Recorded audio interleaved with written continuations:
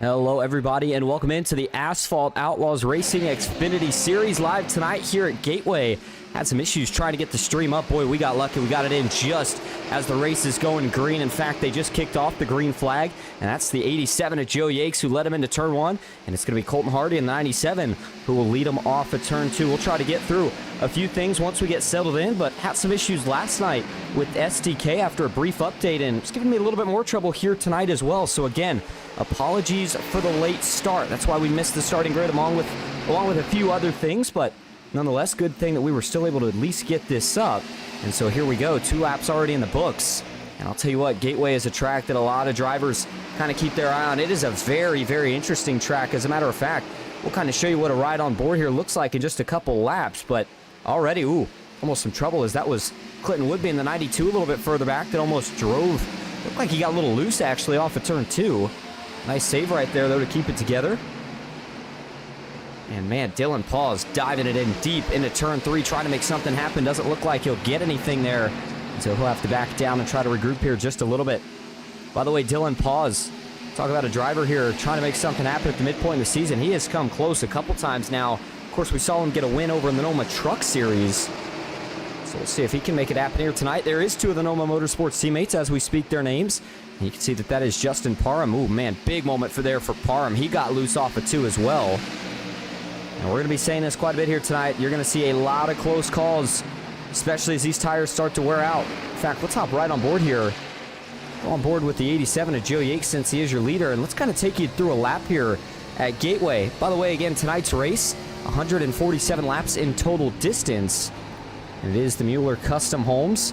I believe it's the 184 here at World Wide Technology Raceway. Yep, sure enough, 147 laps will translate to 184 total miles. And then the other thing that I do want to mention here tonight is when we're going to see that first stage break. And it's looking like, and I say first stage break, of course, we know that it's really the only stage break in the race, and as that's going to be at least here tonight, right around the ends. Looks like it's actually going to be at the end of lap 40. I should say the start of lap 40. So it kind of puts that at an interesting spot in the run, because that'll leave you with just over 100 laps to go by the time the green flag is back in the air. That is not that long at a place like this. I mean, you can see we've already clicked off 5 laps here in a matter of no time. But going back to a general lap here and how these moves are going to be made, fastest part of the racetrack is going to be going down into turn 1. We'll get to that here after they go through 3 and 4. But this turn, and this is what makes Gateway so interesting, 3 and 4 is a much wider arc, if you will, than 1 and 2 is. The radius is a lot wider as well, and so you can run, of course, higher speeds. Banking about the same. In fact, there might even be just a little bit more banking over here in 1 and 2, but the radius is a lot narrower of a corner, and so drivers have to slow down. They get under 100 miles an hour, even though down the straight you're getting up and well over 150. That means this is one of the few tracks this season where drivers do have to indeed use that left brake pedal. I guess I should say that middle brake pedal.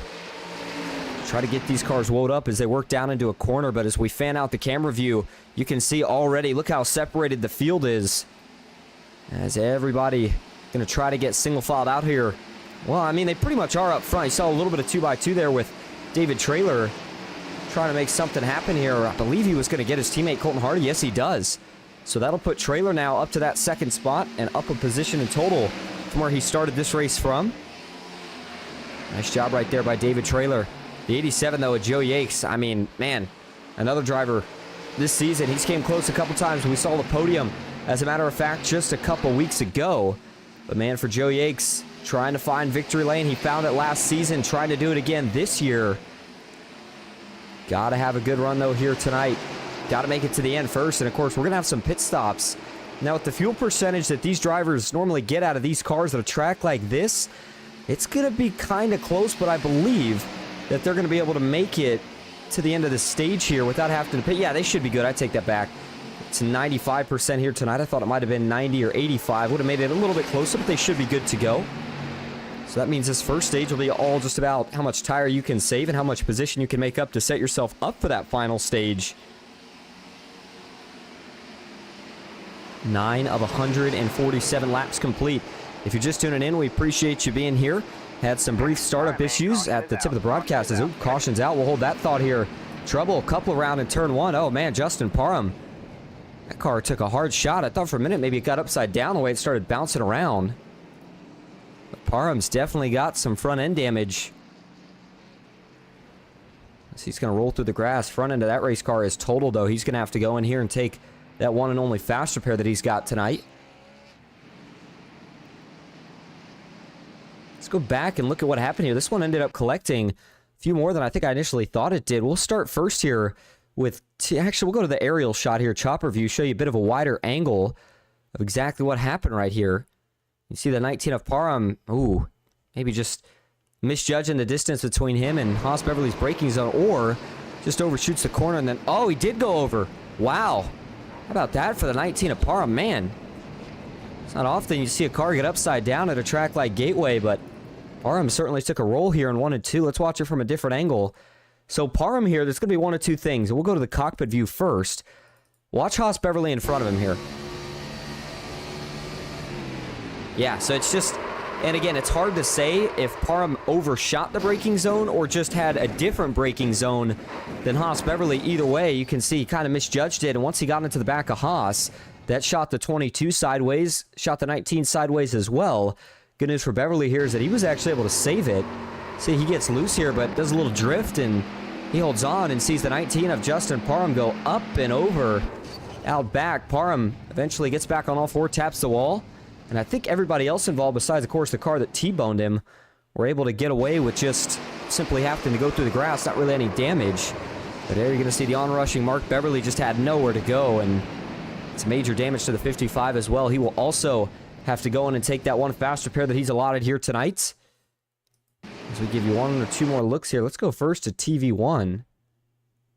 Again, watch this here. Parham, he's going to slide. He's okay here. At this point, everybody gets away with it. But again, Beverly, nowhere to go. He already commits to the inside. And once Parham rolls down the track, just, I mean, that's as brutal as it gets right there. And once it's over, it's going to dig into the asphalt before it eventually flips back over. And that single barrel roll is where it stops. Slides into the outside wall. And that's how the first strike goes for Justin Parham here tonight. All right, so as we go back live up front, leading the way, it is Joe Yakes in the 87 machine. David Traylor back in second. And then in the third spot right now, you've got Colton Hardy. Charles Van Schaik in the 23 back in fourth. And then it's Jesse Calloway, who currently rounds out your top five. By the way, a little bit of a new addition that I heard here tonight. Two of the drivers that I'm not sure if they made a switch or if we had just switched it up at the beginning of the season. But either way, Colton Hardy informing me that himself and David Traylor are part of Loose Lug Nuts, not White Knuckle Racing, which is what we initially had him down as. That would have made them teammates, I believe, with Colton Hardy and Dylan Paz, but that's not the case. That duo may be in business for themselves now. You see the QH Design logo now on David Traylor's car. I don't know if I noticed that before. Part of me wonders even more now if that means it was a switch. Either way, these boys representing the sponsors out here tonight. And so 12 of 147 complete. See the lights are off on the pace truck. And so when we go back green here, that'll make it 13 of 147 laps complete. And that'll set us up for what will be, looks like, about 27, 28 laps to go on the stage. I think it's actually going to be exactly 27 to go on the stage. So if you weren't, I mean, everybody was good to go on fuel already, but if there were any doubts, there certainly isn't any more. And this will certainly be a scram and a fight to decide who's going to get stage points here tonight before we set ourselves up for that long 100-plus lap green flag run at the end for stage number 2. As here we go. Green flag back in the air. There's the wide camera view as the field fires off nice and clean in a 2x2 formation. And everybody going to get down into turn 1 okay. No problems yet. The 87 of Joe Yakes leads him in, and he'll lead him off. David Traylor was able to slot into second. And the real battling out back right now is between the 23 and the 97. Charles Van Schaik and Colton Hardy. Let's go a little bit further back. Jesse Calloway, he's trying to close in on the mix here on the short run. And then there's the 27 of Matthew Fritz. Looking to the inside here, the 22 of Beverly may be able to sneak to the inside of his teammate as well. Not quite able to do it. Actually, yes, he was. He was able to get around the 22, but not quite get to the inside of his teammate. Still a good move either way. Nicely done right there by Matthew Fritz. So the 2x2 between Charles Van Schaik and company continues. This time, though, it's Clinton Woodby in the 92 as Woodby was able to file back in line there as they exited off the corner. Now 3 and 4 I mentioned is a lot faster of a corner than 1 and 2 is, and in fact we'll hop back on board. I know we watched earlier Joe Yates, but I want to show you Charles Van Schaik now, kind of show you a little bit of what it looks like. By the way, you see track temp 88 degrees. That is going to help out with the grip just a little bit. These cars are already on the edge, so a hot track temp would have made things that much worse, but it doesn't seem like it's going to be a major, if really any issue here tonight. And so that's some good news there with the track temp. We'll see if that actually changes a little bit as the race continues on. And so Van Schaik, you see some of the top speeds down the front. It was creeping over 160 down the back. He'll get more of the same. And the heavy braking zone, though, of course, is down into turn number 1. You can see they're almost around 120 through 3 and 4, at least on an average speed basis. Van Schaik, he sounds really, really tight with the front end of that race car. I don't know if you could hear it, but, I mean, for a car that, you know, tends to be loose with how much horsepower it has when you come to these tracks that have kind of the flat banking in the turns, I mean, I'll tell you what, it certainly seems like a lot of cars might be starting to swing tight. Let's go up a spot here to Colton Hardy in the 97. And actually for Colton, he is one of the drivers that is carrying an onboard view for us here tonight as we pop it up there on the bottom right of your screen. Colton Hardy already with a win this season, and he's going to be seeing if he can try to make it happen for a second time here tonight.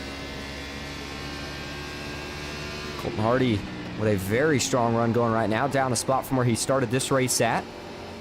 And then just a spot in front of him is his new teammate, David Traylor. I say new teammate, they had been teammates, but it seems like now they may have separated.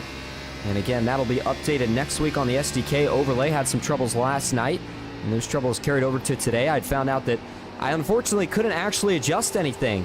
Any edits that I tried to make resulted in the whole thing erasing itself, so I just had to go back to what it was from last week. And that'll be an issue that I'll have to try to figure out this week. And again, I apologize for it. Not sure what the issue's been, but certainly don't have that issue every other week, so I wasn't expecting it here tonight. But 18 laps in the books now. Joe Yates continues to lead, but he has not been able to pull away. That 54 Supra, David Traylor still hanging really, really close. Not a track where I think you'll see drivers consider using the bumper, although I guess you never know. But what I do think you'll see here is David Traylor, if he gets enough of a run, maybe try to set that move up either to try to outbrake him into turn 1 or potentially arc it off the corner to get a big run down the front stretch off of 3 and 4. We'll have to see how he sets it up, though, and where it actually works out for him. And either way, once we hit lap 20 here, that'll officially mark the halfway point in stage number 1.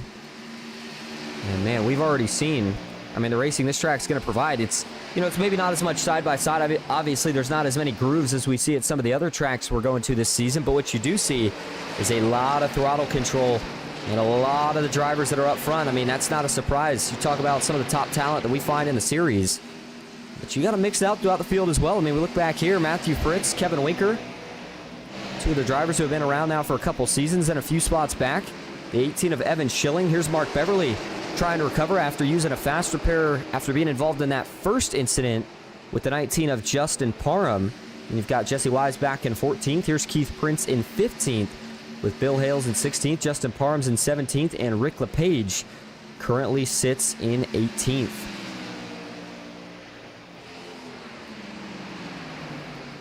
All right, 21 now of 147 laps complete. That puts us one over halfway through the stage. Joe Yates still working kind of that middle entry into turn 1, trying to arc it off, but you can just tell the cars are getting tight. They're struggling to do so. That's why they're really starting to work up the track, as a matter of fact. We'll see if the car's a little better for him here in 3 and 4 than it is in 1 and 2. And Gateway, of course, a track that you really don't see in many different leagues. They don't run it much. Saw the Cup cars go there in real life. These Xfinity cars, I mean, I think they're about the best choice you can get here. I mean, I mentioned it, but high horsepower in these Xfinity cars, not as much downforce as the next gens. So that provides for some pretty great racing when you come to any track that you've got to use a lot of brake and a lot of throttle and maybe not quite as aero dependent, such as the 1.5 miles that we go to. And even Colton Hardy's still hanging strong. Tell he's faded just a little bit here, but he's still hanging on to these two. And you see him max out the RPMs down the backstretch into the corner. And he's trying to arc it down. Now, I'll tell you what's really, really interesting about this track, and Hardy just basically proved it right there, is those rumble strips that are on 3 and 4. You can use them, but it's so interesting because they're almost banked in the opposite direction. right? So you get on the rumble strip, you think to yourself, okay, well, I'm taking a little bit of a shorter route around the corner. It usually doesn't quite work out that way. Some drivers like to try it, though. Saw Colton Hardy do it there. Didn't really work out for him. Had to get slightly out of the gas after getting back on it. And lost a little bit of that momentum off of 4. Cost him probably about 0.4 of a second. As Haas Beverly here with some trouble. 22. Fading fast here. What happened? Beverly, you can see that right rear damage from the contact from Justin Parham. They brought out that first caution, and let's see what happens here to the 22 car. He's coming off of turn 2, and he's just going to get loose. Show you this again here from TV2. Watch as he exits the corner. Back of the car is just going to start to rotate, and as it really unloads off of the little bit of banking that there is, just gets a little bit loose. Round it starts to go. It's an amazing catch, but of course the flip side of that is that he loses all the track position that he gains, so they're really going to have to reset now as he's back to 16th, down 10 from where he started. Had a great qualifying effort in 6th, and then here's Justin Parham in the 19. Looks like he has chosen to not fix this damage yet. This is a bit of an interesting call to me, but maybe Parham feeling like he wanted to get a little bit better of a feel for the race car here through the remainder of the stage and then take that fast repair. That'd be my only guess on the strategy that he's going with right now, or potentially just didn't want to fall a lap down when he did go into the pits. While we looked at that quick replay, we had something else here. Pass for the lead. David Traylor on Joe Yates. Let's show you how it happened here. And what did I say? Said one of the areas that you'd set it up at was through 3 and 4, try to get a run on him, and David Traylor executed that to perfection. Watch it from the cockpit view here. He's a little higher arc, and what's he going to do? He's going to cross it down. And by doing that, watch this run that he's going to get here on Yakes. Yakes is starting to wash up. Traylor's got a lot of momentum, uses a little bit of the draft, and then once he gets there, he's just going to dive it to the inside. Yakes here is going to try everything to hold even here into 1, but just can't do it. That inside, too much of an advantage. Yakes not able to outbrake him. Tries a little bit of a crossover to get him back, but just not able to make it happen. That was a beautifully executed move from David Traylor. We'll see if we see a couple more drivers potentially trying to make that happen here tonight. So now Yakes going to have to try to settle into that second spot for now. Colton Hardy back in 3rd. Then you've got Jesse Calloway in 4th with Charles Van Schaik in 5th. Clinton Would be 6th. Jay Stinson in 7th. Kevin Winker in 8th. Matthew Fritz in 9th. And Dylan Paz rounding out your top 10. It'll be 12 laps to go in the stage when they cross the line at next time. Again, no pit stops expected. If you're just tuning in, we appreciate you being here. You are watching the Muehlberger Custom Homes 184 from World Wide Technology Raceway. Got a little bit delayed on the start, but since we've been here, we've only had 1 caution to date so far. That caution was for an incident involving the 19 of Justin Parham and the 22 of Haas Beverly that ultimately led to the 19 getting T-boned by the 55 of Mark Beverly. He went upside down. But since then, once that mess got cleaned up, we have been clean and green the rest of the way. No further incidents to talk about, and really, I mean, you look at the field, they're pretty spread out. You got kind of these pairs of 2s on different islands around the racetrack, and if we look at the actual track map, the separation really goes all the way back to almost over half a track length. As you can see, Justin Parham and Rick LePage back in 17th and 18th. They have lost some touch with the field here. I saw one fading there on the backstretch. Just trying to figure out exactly what happened there. Whatever the deal was, it got sorted out. So 29 of 147 laps now complete. David Traylor continues to lead. This guy has been really, really tough to beat as of recent, not only in the Asphalt Outlaws Racing Series, but also in the NOMA Truck Series. So for David Traylor, if it isn't broke, don't fix it. But everybody else is going to be trying to find a way to make something happen to this 54 machine. For Colton Hardy, who sits back in 3rd, he has not really been able to gain much on Joe Yakes. Hasn't lost too much either. And of course, neither of them have been able to catch David Traylor after he pulled a little bit of a gap earlier. And so for David Traylor here, he's got that gap almost up to a second with just 10 laps to go here in the stage. Charles Van Schaik, who had a pretty good restart, still sitting inside the top 5. In fact, rounding out the top 5 as he currently runs in 5th. And you've got Clinton Woodby back in 6th, Jay Stinson in 7th, Kevin Winker 8th, Matthew Fritz in 9th, and Dylan Paz currently rounding out your top 10. Evan Schilling back in 11th. Bill Hales is in 12th. Then it's Mark Beverly in 13th. Looking back here, Keith Prince in 14th, and a number 3 Turn 4 Racing Chevy Camaro. For Keith Prince, driver who has now gone so far, I guess you could call it at least a season and a half, but he's hoping that it's not 2 seasons without a win Keith has had the speed. It's been, I think the instances where we've really seen that car come to life have been in some of the short run instances. And that's the dilemma. I mean, not just here tonight at Gateway, but really as any driver that's trying to find that first win. Short run speed is, I'm not going to say it's easy to find, but it's doable. Just about every driver in this field, they can find short run speed when they need to.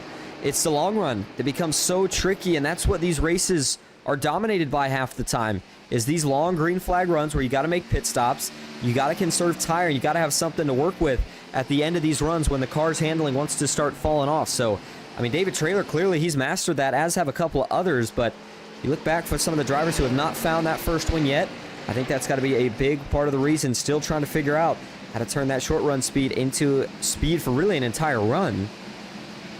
So further back here, Charles Van Schaik and Clinton Woodby will be in 6th, trying to close in here on Van Schaik to see if he can take that spot away. By the way, we compare what the lap times are looking like here at Gateway. I mean, if we just compare David Traylor, for example, to really anybody else in the field, 35.3. Compare that to Joe Yates, the last lap, 35.4. So Traylor's, I mean, arguably running about a 1/10 of a second quicker per lap, and that's what's allowed him to get that gap up to just about a second over the 87 of Joe Yates. And for Yates here, he's making a couple brief adjustments here. He's trying to see if he can start to close the gap back in on Traylor, but I mean, even if he starts to kind of hold it even now and get him honest, I just don't know if he's going to have enough time and what's going to be 5 laps when they cross the line next time to get back to that 54 car, at least not in this run. But certainly could maybe set himself up for something here in that final run. There's the 23 of Charles Van Schaik, still inside the top 5. I thought maybe would have set him up for a move by now, but nothing has happened yet. At least not for that 92 car. Still working on him, though. You can see Woodby able to get the left side of that front nose down just a little bit lower, at least through 3 and 4 right there. And Jay Stinson, the 2 car for Noma Motorsports, back here in 7th. Kevin Winker is in 8th. Matthew Fritz 9th. Evan Schilling currently rounding out your top 10. Dylan Paws back in 11th. Bill Hales is in 12th. Keith Prince 13th. And this is a little bit of a battle setting up right here. Mark Beverly, can he find a way to get around the 3 car right here? Battle for 13th course may not mean much now for stage points, but any track position you can get for that crazy restart we're going to see at the start of the 2nd stage, you'll certainly take. And I mean, really, that could potentially be the final restart of the race. You're not guaranteed a caution after that. And then you see Mark Beverly trying to utilize those rumble strips just a little bit. You can hear it vibrate as the left side tires had went over it, but that speed just not really translating for Mark off the corner, even though he did give it a shot, if you will. So David Traylor, when he crosses the line this time, it'll be 37 of 147 laps complete. And so for David Traylor, that'll be the indication of just 3 laps to go here in stage 1. And Traylor, I mean, he's been pretty good so far this race. We saw at the start, wasn't able to grab the lead. Started 3rd, as a matter of fact, but slowly worked on his teammate. Once he got by, worked even slower on Joe Yates, but once he did get by, he has not looked back since. So a lot of speed for this 54 car. Keep an eye on him here. Could be dangerous in that 2nd stage. Now, I guess the other thing you got to ask is, does anybody try to pit here, coming to 1 or 2 to go, to try to flip track position at the beginning of the 2nd stage?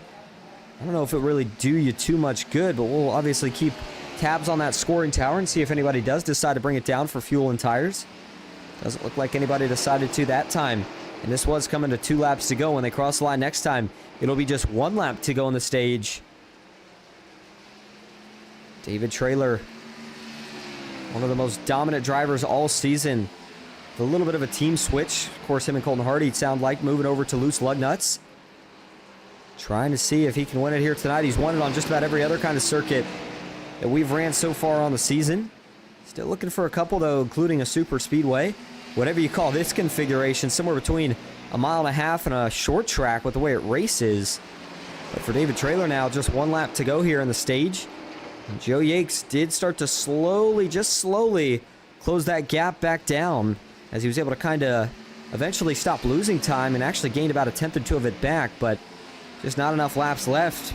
I will say for Joe Yates, though, that's a good sign for what he could potentially have in that 2nd stage. Keep an eye on him. Either way, off of turn 4, victorious quite a few times this season. He'll be victorious again. This time it's for the stage break. David Traylor takes the stage here at World Wide Technology Raceway.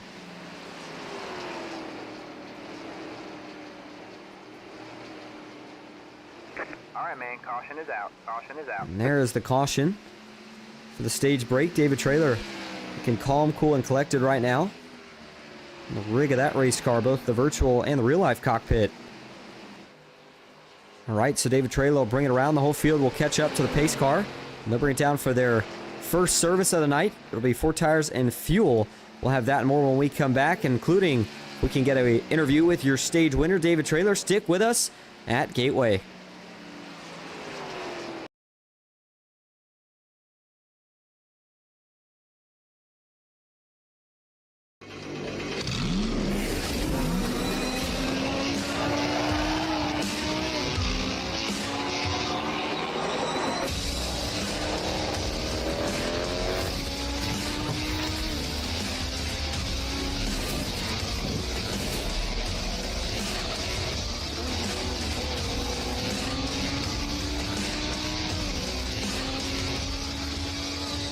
I played a couple of simulators and this was like very responsive, especially the hydraulics and stuff, the motion and stuff was really, really on point. But you feel like you're really driving, it feels real. It adds so much to the experience. It's just really, really cool. It was pretty awesome.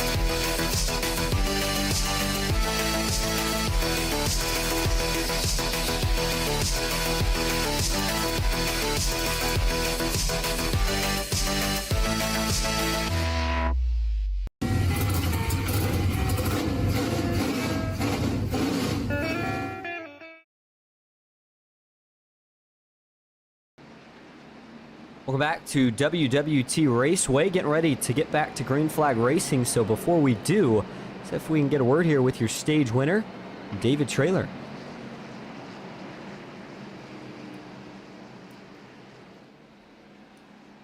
Hey, David, this is Austin up in the booth. You got a copy?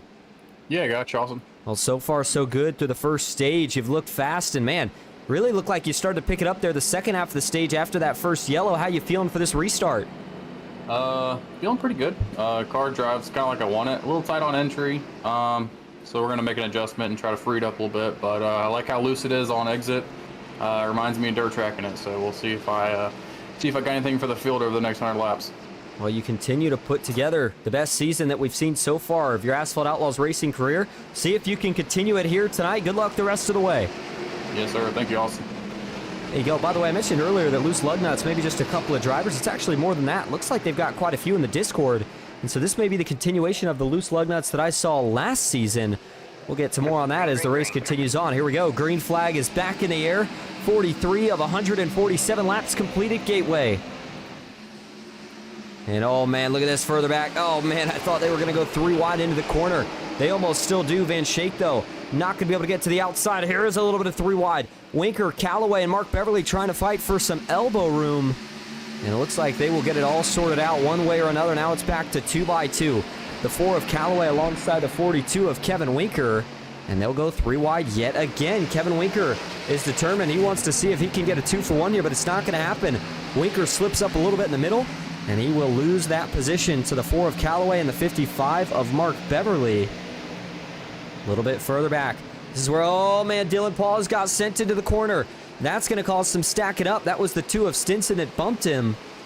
Almost 3 wide again. Beverly's going to let the 2 of Stinson fall back in line. Man, this is pure chaos in the middle to back half of the field right now. And this is kind of what you expect, though. Everybody is trying everything they can right now to make up positions because they know that we may not see another caution after this.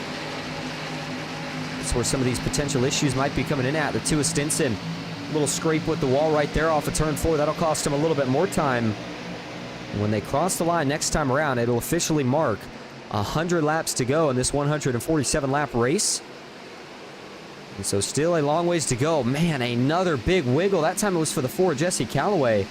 I mean, you heard David Traylor say he likes these cars because it feels like he's dirt tracking it off the corners. I'm thinking some drivers maybe don't like that so much right now. Jesse Calloway has been all out of sorts. Driver out of Granite Falls, North Carolina. There he goes again. Just briefly scrapes that outside safer barrier. And I should mention the way that this track's actually built, at least the safer barrier, I should say, on exit's a little bit interesting. If we hop back on the cockpit, you can see where that safer barrier ends. You actually see some scrapes along the concrete, but I mean, that safer barrier jets out probably about a foot or two. So if you misjudge your entry, more importantly, exit of the corner, even just a little bit, you get a little too high, you can bounce off that safer barrier, cause yourself some problems. The idea is to try to straighten it out and get it set up to get right up to the wall as you get to the concrete portion of it. That's exactly what you saw David Traylor do right there, executing perfect so far here tonight. And we'll see if he's able to continue that. Still a long ways to go and a lot of work to do at the moment. This 2x2 battling continuing for a little bit longer than it did on either of the restarts that we had in stage number 1. As you see Kevin Winker here on the back bumper. Pause. Will he take a peek to the inside? Looks like he will. Winker is going to try to move. Will Pause give it to him? And he's not going to give it to him, but he'll certainly give him some room to try it. Dylan Pause, though, looks like he'll maintain some momentum on the outside now. They'll drag race here down the front stretch. Stinson trying to single file out, and then further back, looks like the 27 of Matthew Fritz. Maybe getting ready to have to jump in line in front of his teammate, the 19 of Justin Parham. So Winker, you see, was able to complete that pass by outbraking Pause into turn number 1. So now that puts Winker up to the 7th spot. He is up 10 positions from where he started this race at tonight. He has been the biggest mover the last couple of weeks, but still looking for victory lane. And I'll tell you what, last week, actually, if you remember back to that race, there were points in that one where Winker had a really fast car, but ultimately in the end, the way the run set up, and of course, Clinton Woodby, your race winner off of some strategy call, certainly played into part of the reason that Winker wasn't able to get the job done there. And that strategy call that we had to win it last week for Woodby, I mean, that was something I did not expect at Charlotte of all tracks.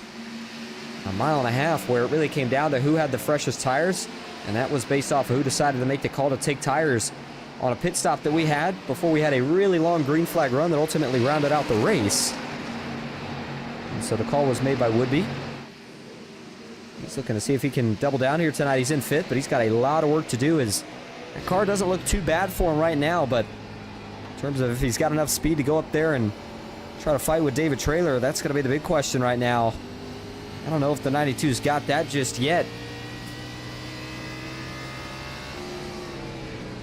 51 of 147 laps in the books. Joe Yakes is now taking over the lead. David Traylor, what happened here? These two caught making a move as we were looking a little bit further back for Joe Yakes. It's going to be a big move here. Something, and you wonder, did the 54 slip up? Oh, he did. He definitely did. Watch David Traylor here as they get into turn 1. Just misjudges that break-in zone a little bit, and yeah, he gets way up the racetrack. There goes Joe Yakes to his inside with a big run, and as they come off the corner here, Yakes gets clear. So that's how Yakes got the lead. It was a little bit of a mistake, if you will, by Traylor that opened up the door.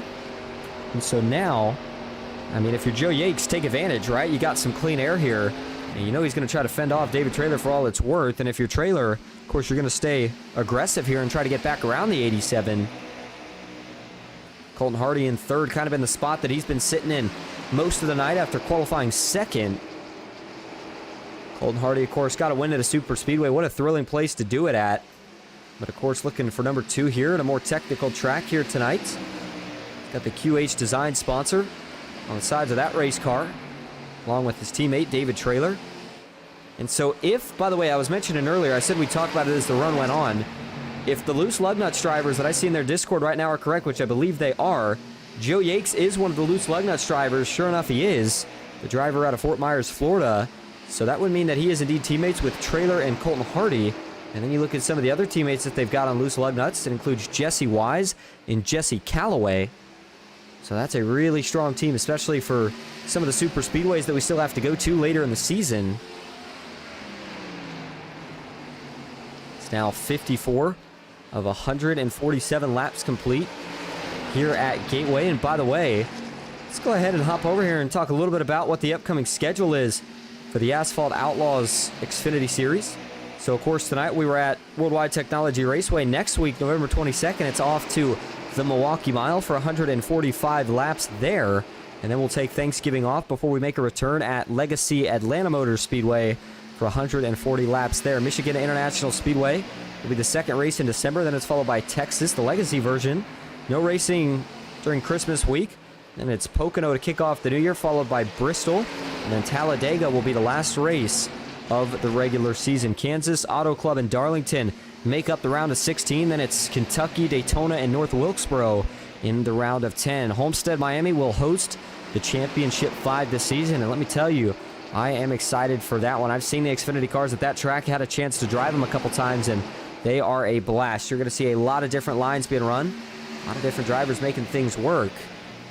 And man, Yakes, I'll tell you what, this is kind of the way it looked. If you remember back to kind of that second run, the longer run that we had in the first stage, where when Yakes had a lead, I mean, he held it for a pretty good amount of time before Traylor was able to get by.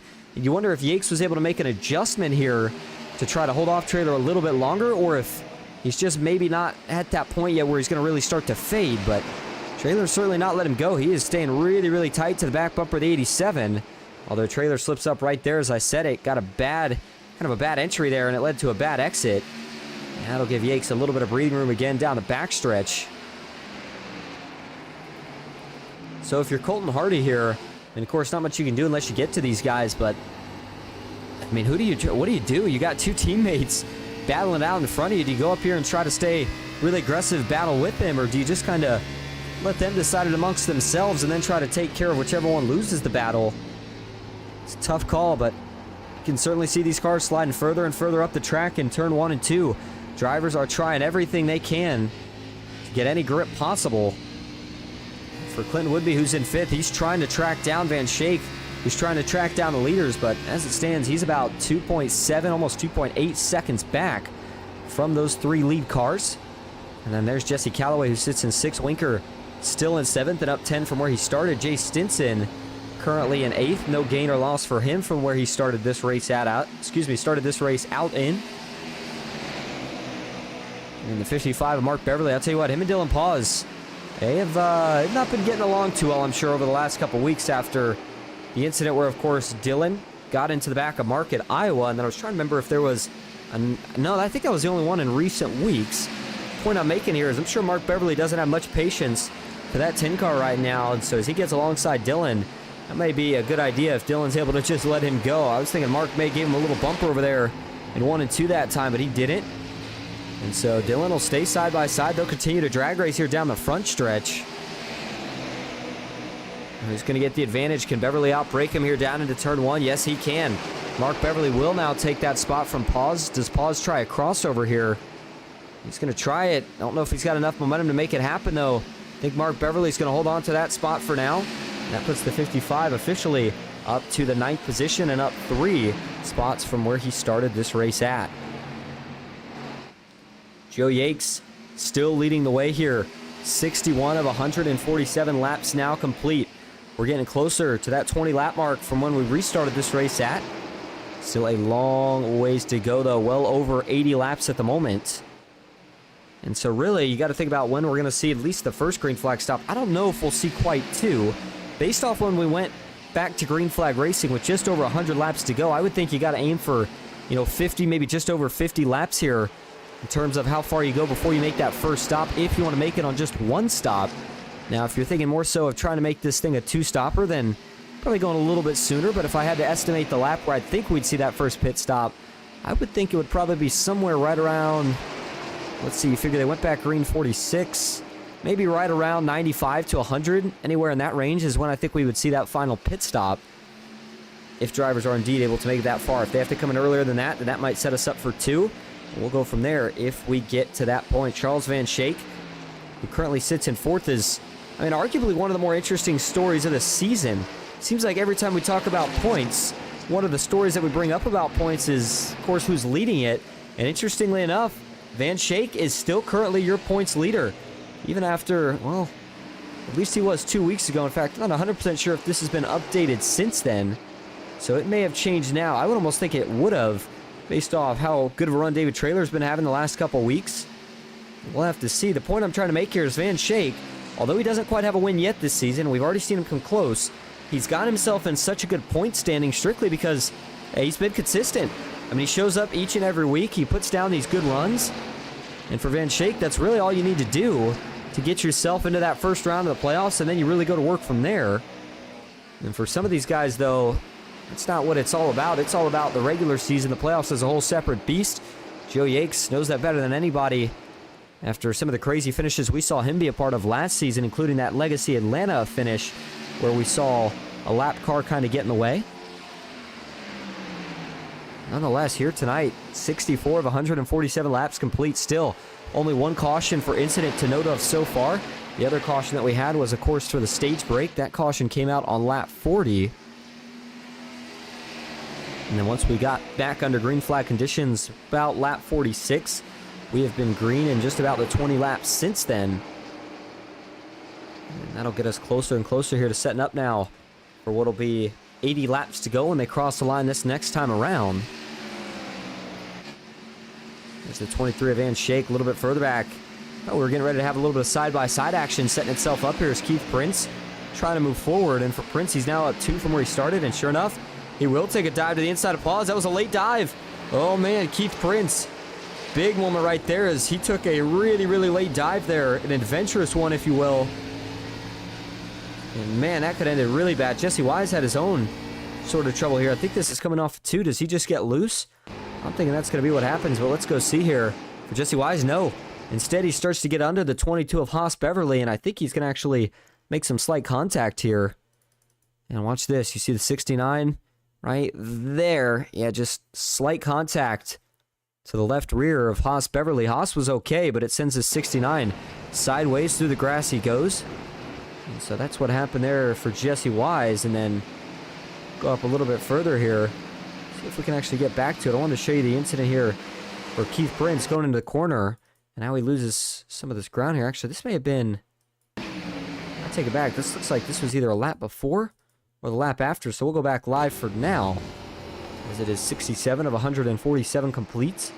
There is the 69 of Jesse Wise after the contact. Meanwhile, up front, here comes Joe Yates rocketing off of turn number 4.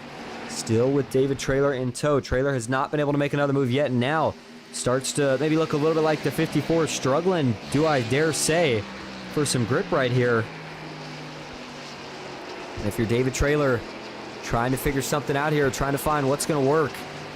He knows that if he stays behind Joe Yates too long while dirty air, maybe not as much of a factor at this track, eventually it's going to hurt him, especially in 3 and 4, a little bit of a high-speed corner. With those speeds of, you know, somewhere between 110 and 120. By the way, these cars do get draft down the straightaways here, and it does help a little bit. So that might be contributing to helping David Traylor stay within half a second right now as well, as it is going to be 69 of 147 laps now complete. So as they get closer here, it's making it 77 laps to go in this race. We're going to go ahead and take a break. We'll go side by side so you don't miss a thing. Stick with us. We'll be back at World Wide Technology Raceway.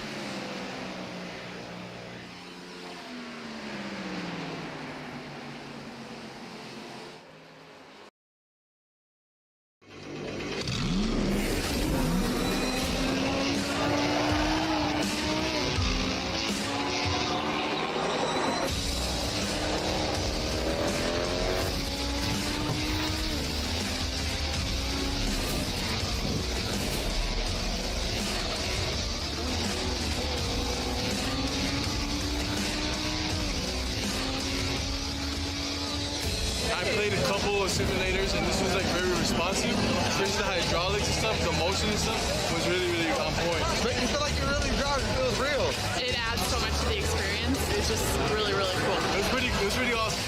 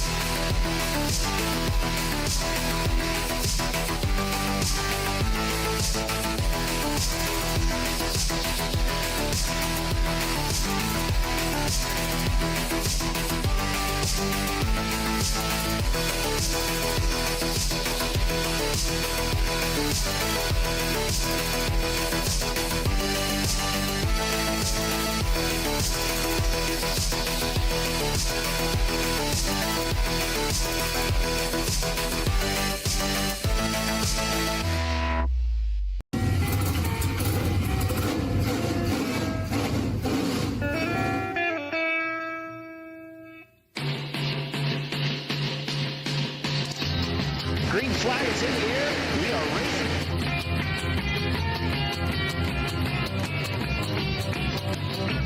3x3.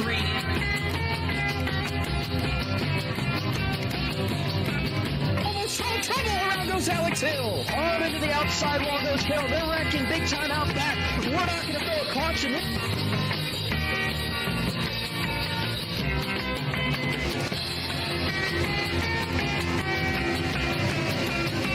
Finish. Who gets it at the line? Cody Nagels wins it at Talladega.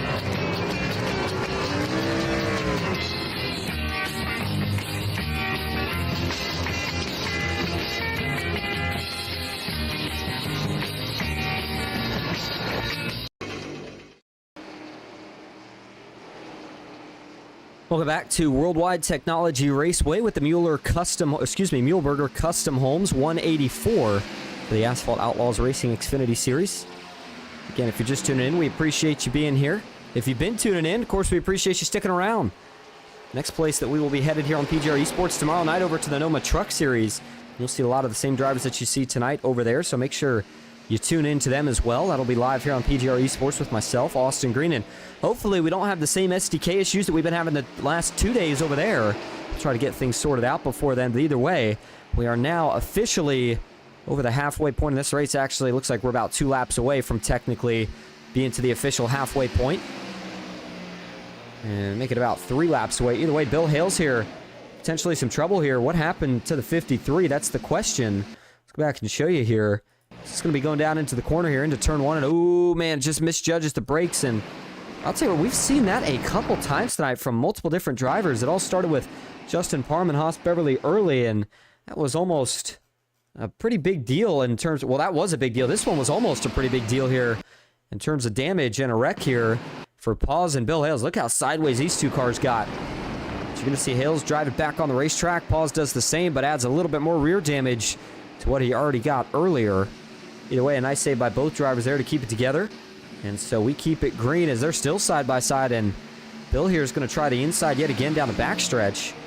And it looks like this time, I believe he'll be able to get it right here.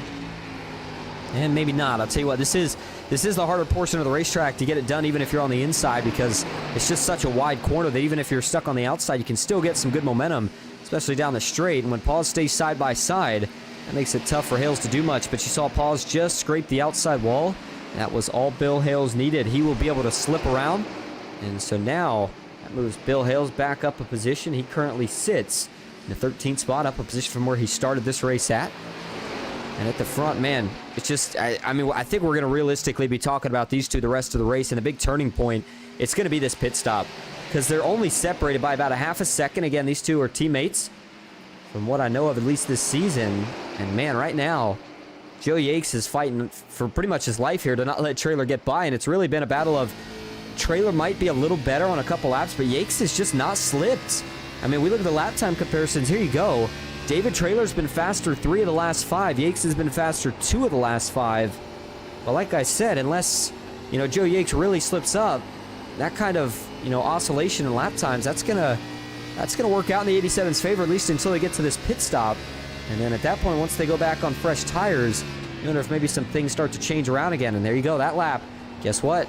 Looks like Joe Yates was a little bit faster again. So for David Trailer, actually, I couldn't tell if it was Yates that was a little faster too. It was a 35.5 for Trailer, a 35.5 for Yates. Actually, 35.67. 30. Okay, so I take that back. Actually, Trailer was faster that lap, so I mixed it up a little bit in the wrong direction. Yates had been faster, looks like the last 3 out of 5 laps, and then David Trailer was faster 2 out of the last 5 laps. So with 81 laps complete, I would say realistically that puts us probably somewhere in the ballpark of about 20 laps or so, I would say, from when we're going to see that first and potentially only green flag pit stop. Again, I think drivers will have to make it to, at the very minimum, probably lap 97. I think any less than that, you can't make it, but I wouldn't be shocked if they go to anywhere between lap 100 and 105 to try to play it safe.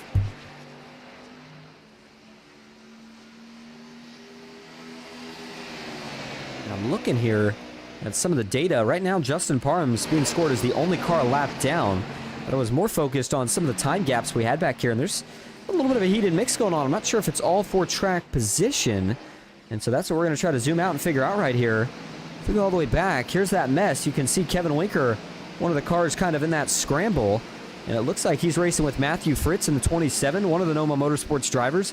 The 19 of Justin Parham, again, not for position. He's going up there to see if he can get that lap back. So he gets around Winker, and that may start to calm all the mixing up that we just saw right here down a little bit. As the 27 of Matthew Fritz, single file behind the 42, and then for Bill Hales, still sitting in that 13th spot, but slowly and surely catching here on the 27. He might try to set up a move down here into turn number 1. And it looks like he thought about it, but he's going to think better of it. And he chooses not to make that move, at least not right now. So Bill Hales will hold off for the moment. Back up front, David Trailer is getting a little bit more antsy here now as he's starting to try some different things on the 87.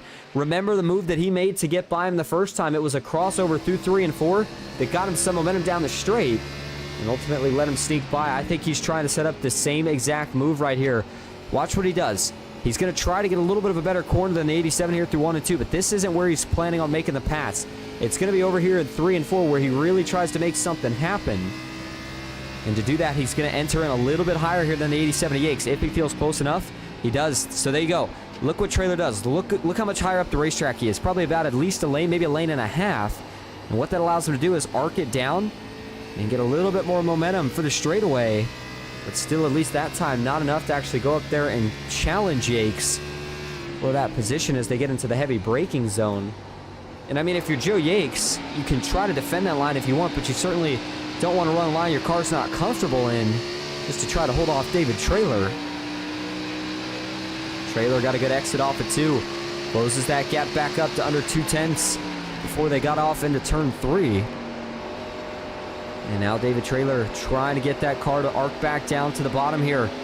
Can he do it? Looks like the answer is yes, he can. David Trailer, a lot of momentum off of 4. Keeps closing it in, but still not able to make that pass yet. Colton Hardy still sitting back in the 3rd spot. The 97 has had a great run going all night. I mean, I think for Colton Hardy, this has been maybe arguably the most uneventful race he's had of the season. He's been in 3rd pretty much the entire night. Not much gain. Certainly not really much loss. And so for Hardy, just looking to cap off tonight with at least a good podium finish. Certainly seems like he's had the car to do so. But Clinton Woodby's been slowly and surely trying to track him down. Woodby's about 2 seconds, maybe a little bit less than that, behind the 97 of Hardy. And so it'll be 13 laps to go here until, actually a little bit less, I should say it'll be about 11 laps to go now until we expect to see that green flag pit stop that we've been waiting for. And Gateway is a little bit interesting.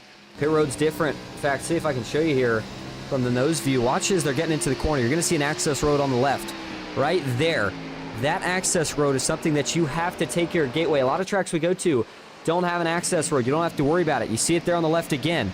You have to take that access road when you're going to the pits here at Gateway. If you don't, you're going to get yourself a penalty. So drivers, they'll have to peel off down to the pits as they're working down the backstretch before they get into turn 3. And then, of course, ride down that access road all the way through to the pits. And then they have to take another access road as they're coming off the pits around 1 and 2 to ultimately merge back onto the racetrack.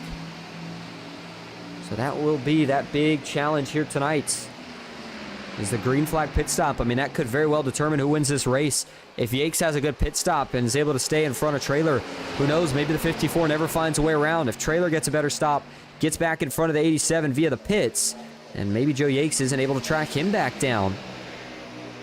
See Rick LePage here, fresher tires, trying to go by the leaders, and if this doesn't show you what fresh tires does, I don't know what does. Let's compare that lap time. So right now, for Rick LePage, who, again, not one of the fastest cars in the field, but certainly on fresh tires, 35.58. Let's see what this last lap was here.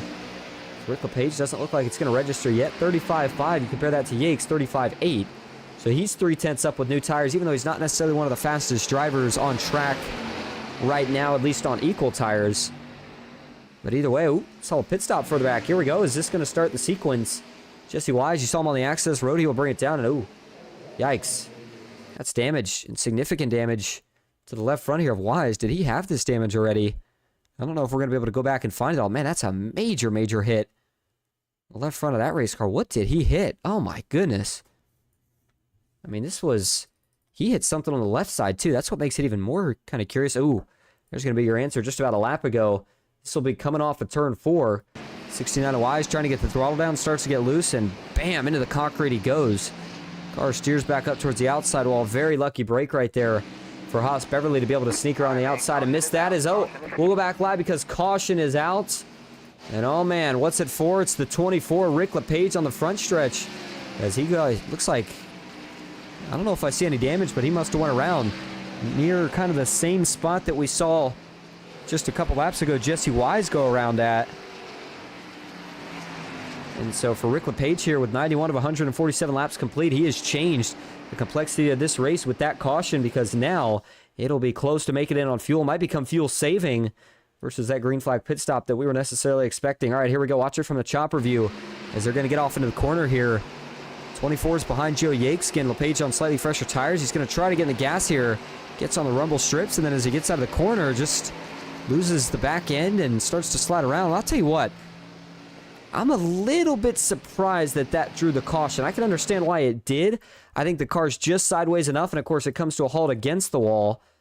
But man, that's a tough break because LePage was out of the way enough, and you know he knew he could get it back rolling, but unfortunately iRacing still throws the caution there before he gets the chance to, and what was setting up to be a great finish just simply based off a green flag strategy has now changed all of a sudden. So the green's still out there. You're watching it ahead right around start-finish line cam. And is it going to be, I was trying to find out if it's right when he starts backing up here is when the caution comes out. As he backs up and gets to here, that's when the caution comes out.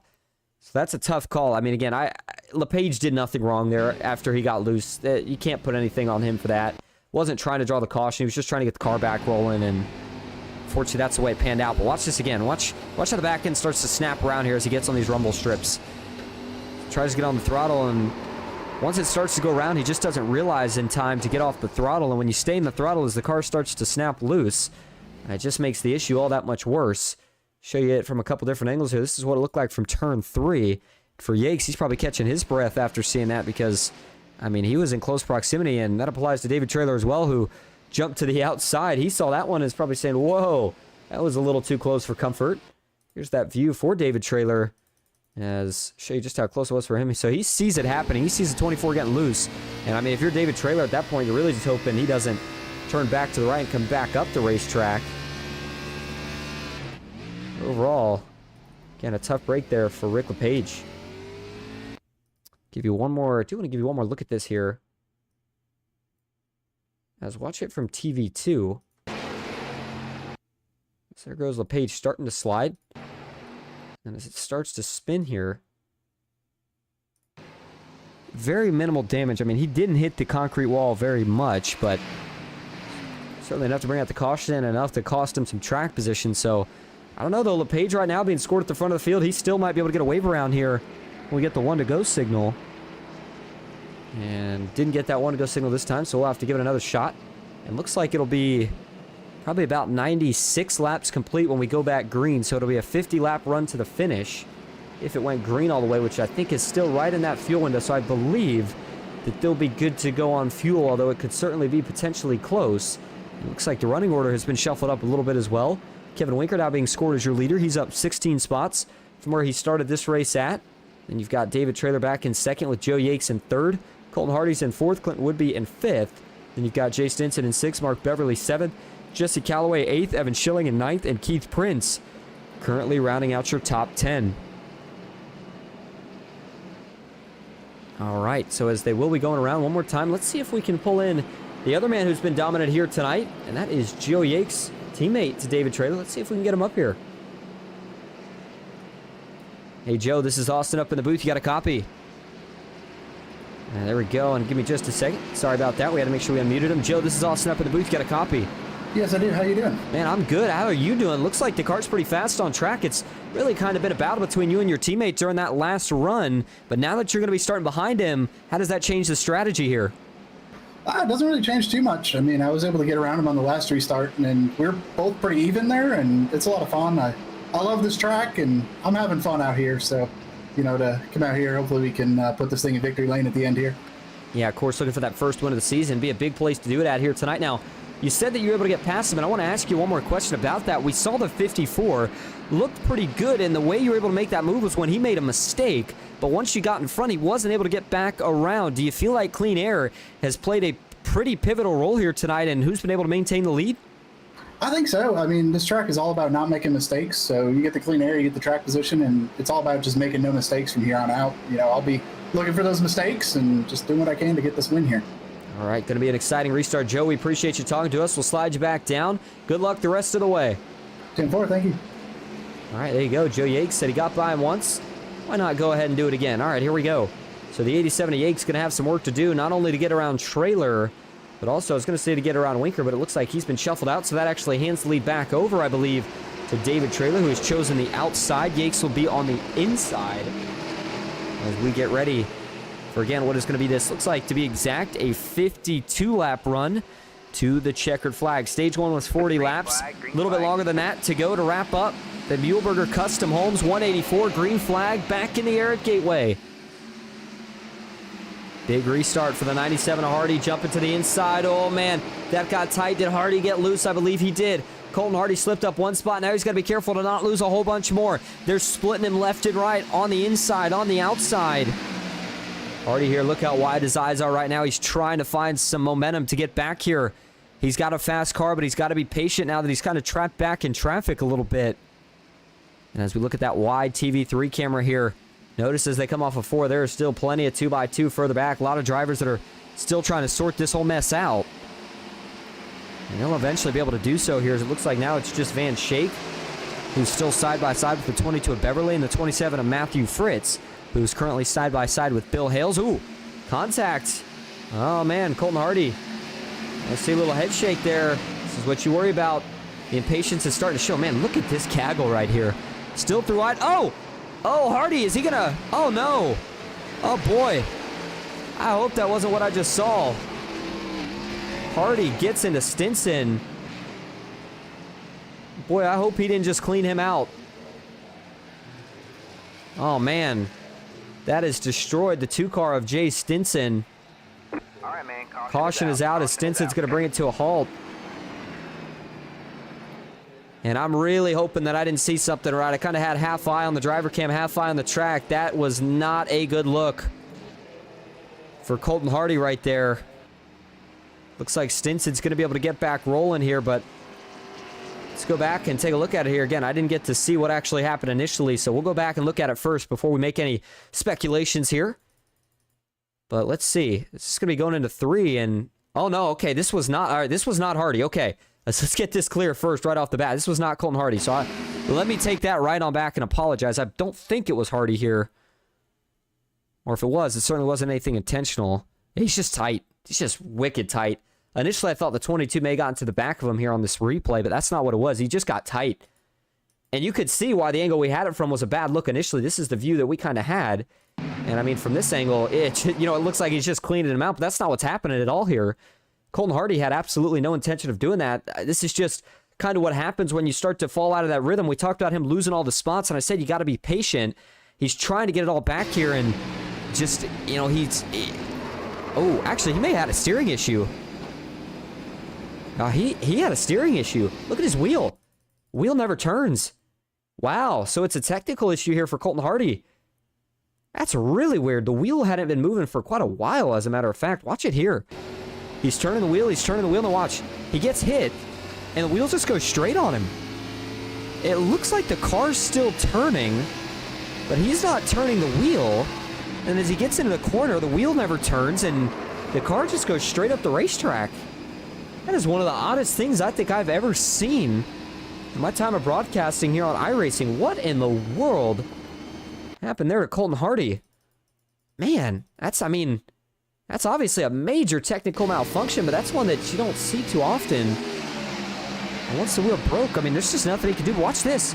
Goes straight up the track, and once he gets into Stinson there, big damage to the 2 car, the 97 as well, and then it's almost weird. The car's still turning a little bit, maybe from the damage at this point, but the wheel certainly wasn't.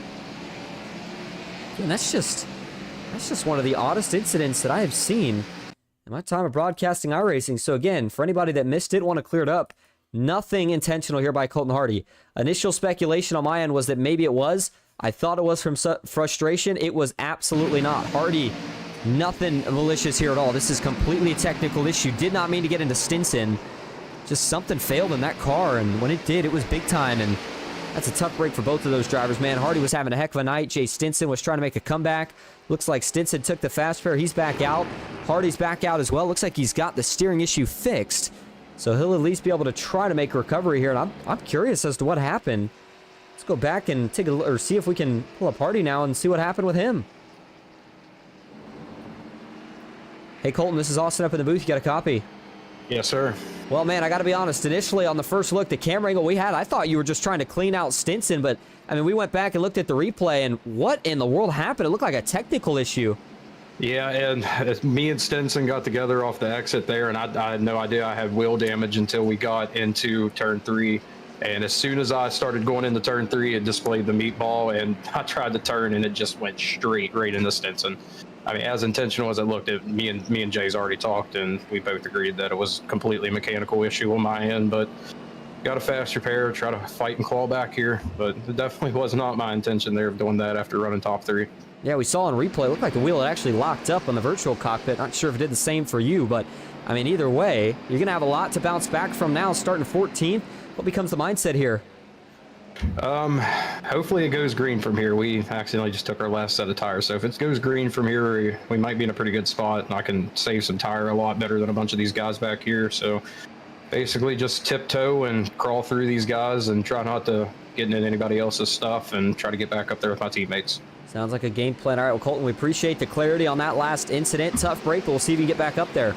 All right, thank you, sir. All right, there you go. And I'll tell you what, could you imagine if we didn't have replays? That's the beauty of it, right? Is things can look so different from different angles. And again, you know what?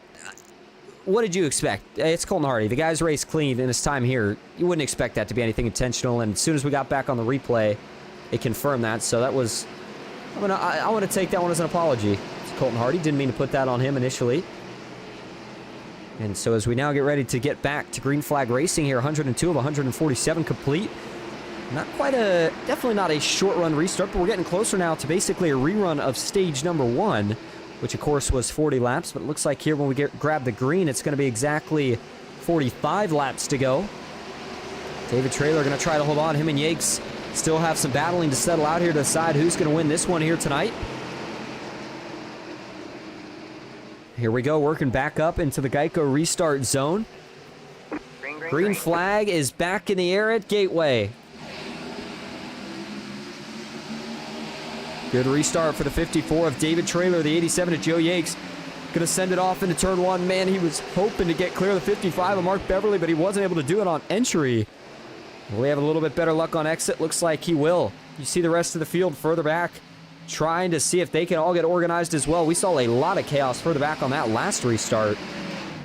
Looks like maybe a little better here. Oh man, Winker, he got up the track a little bit there. Did he get into the 19 of Parham, I believe that was? Yeah, sure enough he did. And by the way, Parham was able to get back on the lead lap through those cautions. And so now he's back in contention as the 22 of Haas Beverly sitting just in front of the 97 of Hardy right there. And a big dive into turn 1, man. And I'm telling you, oh man, some of these guys are really pushing the braking zones deeper and deeper. There it is, big hit. Oh man, a huge hit for the 10 of Dylan Paul. His caution is out as the 10 slides down. The 42 of Kevin Winker. Oh man, Dylan Paws is destroyed. Look at the left side of this race car. Front and rear suspension completely kicked out of line. And he will be taking his fast repair, assuming he's got one. This thing is crab walking all over the place. You can see he has the wheel straight, and the car is about 45 degrees pointed to the right. That is massive, massive damage to Dylan Paws. All a product of that big hit he took to the outside wall here. He's racing alongside Kevin Winker. See, Winker's on his outside. Winker's going to get here in the middle of turn 1 and 2, gets to his outside, and then where's it all going to go wrong from here? Let's see what happens. In fact, we'll go to the chopper view here. And does Winker start coming down? Does Paws start moving up? Is it a little bit of both? I think, all right, so at this point here, we're going to use this seam as the best comparison that we can get here. Dylan's got his right sides below that dark seam. Kevin Winker's got his left sides above that dark seam. Let's see who comes down what. Dylan Paws, he's still below that seam. I'm going to put that on Winker, maybe creeping down a little bit. Dylan, you know, he may have been coming up a little bit, but at least from the views that I've got here in the booth, the chopper shot, you can see Winker looks like he is moving down a little bit here. Maybe the car just loose, I'm not sure, but there is a little bit of net code between those two cars. That's what ultimately hooks the 10, sends him up the racetrack, and look at that hit. He gets wedged in the wall. Look at this thing jump up in the air. Or eventually slams back down on the nose and almost collects Rick LePage there in the second part of that. Very lucky for Rick LePage's sake there to not be involved. So here we go, give you a couple more looks at it. That was a massive hit for Dylan Paws. Not much he could do. Certainly wasn't expecting that when it, of course, played out. Here's a TV3 view of it. So for Paws, like I said, that'll be a fast pair. Winker might honestly be in the same boat. There's that hit in slow motion from the cockpit view. Almost got into the catch fence, and then Kevin Winker, arguably just as much damage himself, as he took a big hit as well.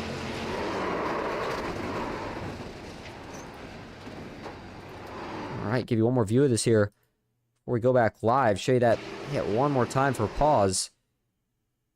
And man, almost does a backflip. We've seen some brutal wrecks here tonight at a track where you don't usually see them, and for Paws, I mean, to get hit that hard in the rear of the suspension, that's what makes it crab walk like that. And see if he was able to get it fixed up here. Looks like he was. So Dylan Paws was able to creep back to the pits, take that fast repair, make it back out on track. Kevin Winker in the same position. I don't believe either of them lost a lap either in the process. So that's the good news there, as looks like right now, as we set up here to go back green, it's going to be 107 of 147 complete, and they're not going back green just yet either, so it means they're going to go at least one more lap right here. So it might be right around 100. Looks like it's going to be 109 of 147 laps complete when we do go back to green flag racing right here. And if that is indeed the case, it'll set us up for just over a 37-lap run to the finish. If you're just tuning in again, we appreciate you being here. I see David Trailer and Tower Operator, excuse me. Actually, no, I think it's Tower. Either way, Operator in the chat says Winker Nation, so we got a Kevin Winker fan and a David Trailer fan. Hope everybody is having a good Friday night so far as we approach 9:45 Eastern here on the East Coast. I said 9:45 Eastern, so there you go. But man, so far it's been kind of a wild card event here tonight. Not really what I had in mind for this track. I thought it was going to be pretty much green the entire way. We had a couple long green flag runs, but then a couple cautions here have all of a sudden changed up the flow of this race. And with each caution clicks off, you know, a handful of laps or so, we start to slowly but surely get further into the point of the race where, I mean, it starts to feel like we're going to have a short run to the finish. I mean, we are now officially under the distance that we ran in stage 1. So again, that's not that many more laps left in this race, all things considered. And it's going to go by here pretty quickly. So for David Traylor in the 54, he's got to be careful here now, because giving up this lead may be a little bit more crucial now than it was earlier when you had a long run and maybe you could get the guy back later. I mean, you're only going to have here, looks like officially about 38 laps to go, maybe 39. So you're going to have to make the most of it right here, but I'm telling you, Joe Yates, he's getting ready to get aggressive. Woodby, he's in the same boat. Beverly, the highest he's been so far tonight, up 8 from where he started this race at. Evan Schilling back in 5th. Jesse Calloway 6th. Bill Hales in 7th. And you've got Matthew Fritz in 8th with Justin Parham in 9th. And Keith Prince rounding out your top 10. Colton Hardy back in 11th. Haas Beverly's 12th. Jesse Wise 13th. Then you've got Jay Stinson, Dylan Paz in 14th and 15th. All right, let's see if we can get a clean restart here. The last 2 or 3 have been chaos. See if we get more of the same right here. Back into the Geico restart zone they will go. And here we go. Green flag is back in the air. It's going to be 39 laps to go here at Gateway. Good restart for David Traylor. And that's what you want to do if you're the leader here. Just get out to enough of a lead to not have to deal with all the chaos out back. You see, though, a lot of 2x2. No 3 wide just yet, though, this time. As they rocket off of turn 2 down the long back straightaway here at World Wide Technology Raceway. Jesse Calloway trying to make something happen here on the 18 of Evan Schilling. And he'll get that spot. Calloway actually looking for a little bit more here. Going to see if he can make this pass work on Mark Beverly. And you've got the 97 of Hardy trying to get to the outside here of Keith Prince. And for Hardy, remember, he's got to make something of these tires. He already took his last set, so whatever he's got on the car now is what he's going to have to deal with for the rest of the race. And so Colton Hardy looking for a move around the outside. Man, another close call. There it is out back. Haas Beverly, Dylan Paz. Around goes Paz. Another massive hit to the inside wall. For Dylan Paz, will this draw the caution here? He's going to roll it back onto the racetrack. Slow roll in the 10 car is going to be able to get back up to speed, though. The car was not stopped on the racing surface, so it didn't draw the caution. But this is going to bring an end to the night for Dylan Paz. 3rd restart in a row now where we have had an incident, and here we go. Let's look at it. Haas Beverly, Dylan Paz, what happens here? Ooh, Haas gets loose. Beverly just starts getting loose off the corner. He gets down into the 10 of Dylan Paz. That sends Dylan around. I mean, Haas is able to correct it by hitting Dylan, basically. But then you can see right there that big impact for Dylan Paz, and that's not safer barrier. That is concrete, so it's going to do a little bit more damage to that race car than what it would have been maybe if he would have hit the outside wall. Either way, let's go back here and look at this from a bit of a different angle. In fact, I want to go to the onboard view here for Haas Beverly and watch the back end just start to get loose on him. It just happens so quick. He tries to correct, and fortunately Dylan Paz, the innocent bystander, but takes that massive hit to the inside wall. And again, for the 10 car, who was already in that big wreck earlier, had to use a fast repair. This will most likely bring an end to his chances here tonight.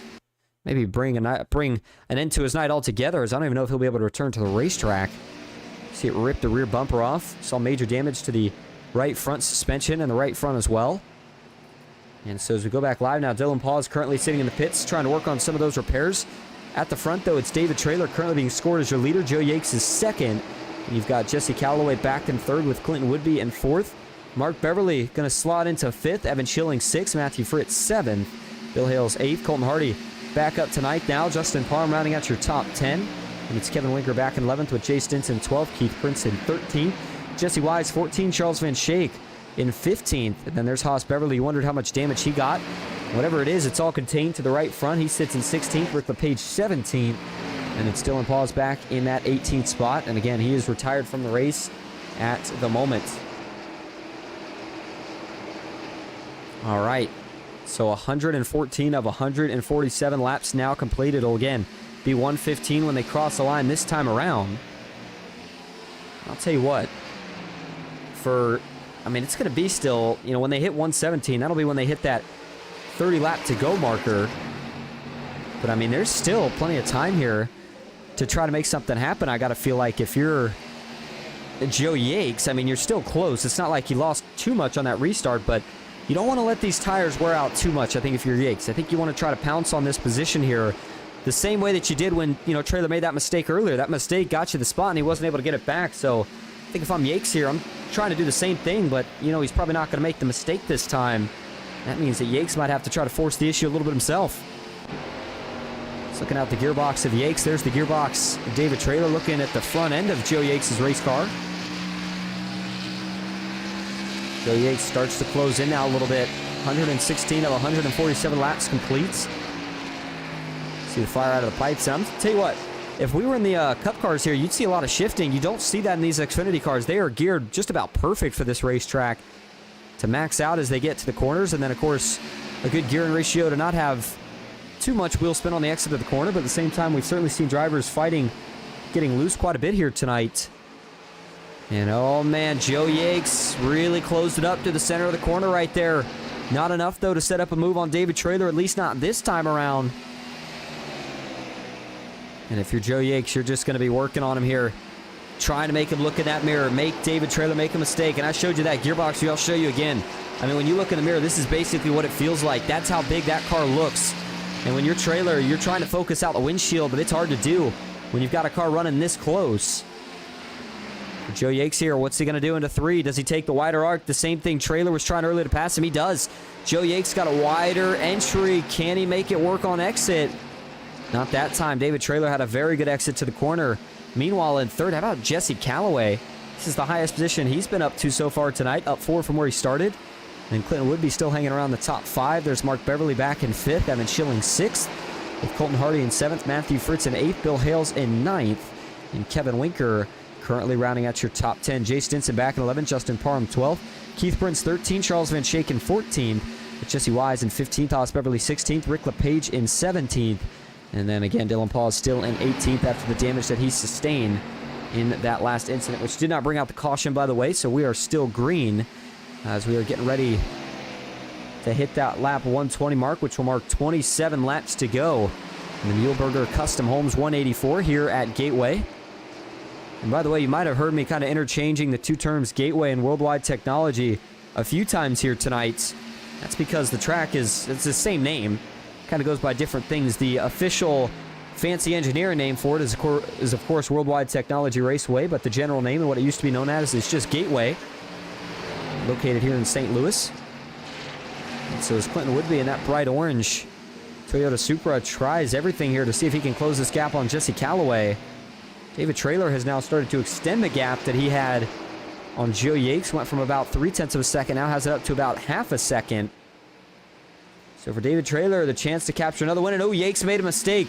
Joe Yates, big mistake. This will cost him all sorts of momentum. Here comes Jesse Callaway. Doesn't look like Callaway will get there, but you heard the little scuff of the wall, and that's because Joe Yates ran into it. Coming off of turn 2 here, is trying to push the pace, trying to get something to go catch the 54 and just push that. Oh, actually, it wasn't that he was pushing the pace too much. It's just you saw the back end start to get loose, and he has to correct. And when he corrects, watch how much it moves this car up the hill. And then you see him correct again. A pretty good job, but just a slight scrape with the outside wall right there. Cost him a little bit of time. He has to jump to the outside to save it as he steers it back into position. That shows you some of the time that he lost. So that's a tough break in that regard for Joe Yates, but looks like he has recovered. And now currently sits about 0.7 of a second behind David Traylor. All right, so as they cross the line this time, continue to close in on the end of this race. Looks like it'll be 26 to go. Should be 25 this next time around. And I'm looking back here, and there's really not much side-by-side anymore. If we look at the track map, you can see there things are starting to get spaced out a little bit, at least through about the back half of the field's really gotten spaced out, but up front through about the mid to 20th position, or excuse me, 15th position, things are still relatively tight. Everybody's on the same straightaway, at least for now. So that means lap traffic will not be a factor, at least not any point anytime soon. And so now as David Traylor crosses the line, that will officially mark 25 laps to go here at Gateway. We're going to go ahead and take another quick break. We'll go side by side so you don't miss a thing. Stick with us for the finish here at Gateway.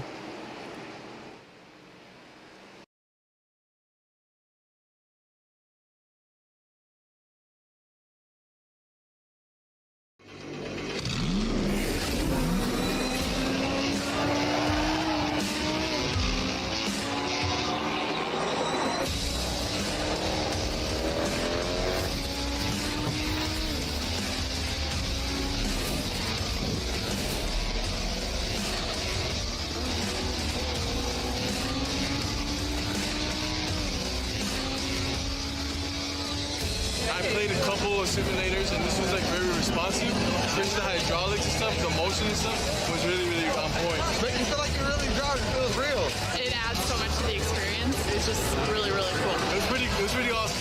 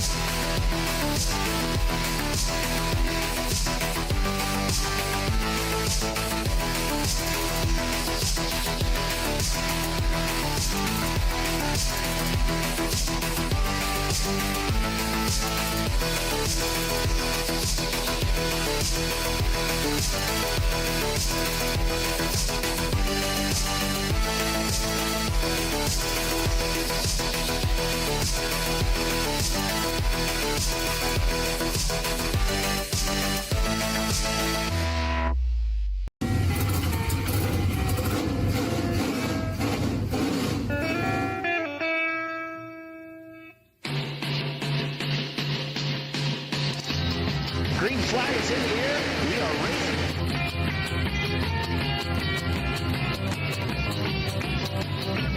Three by three.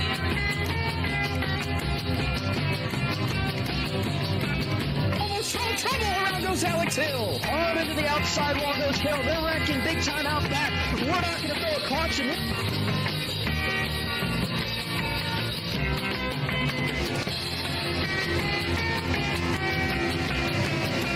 To the finish. Who gets it at the line? Cody Nagels wins it at Talladega.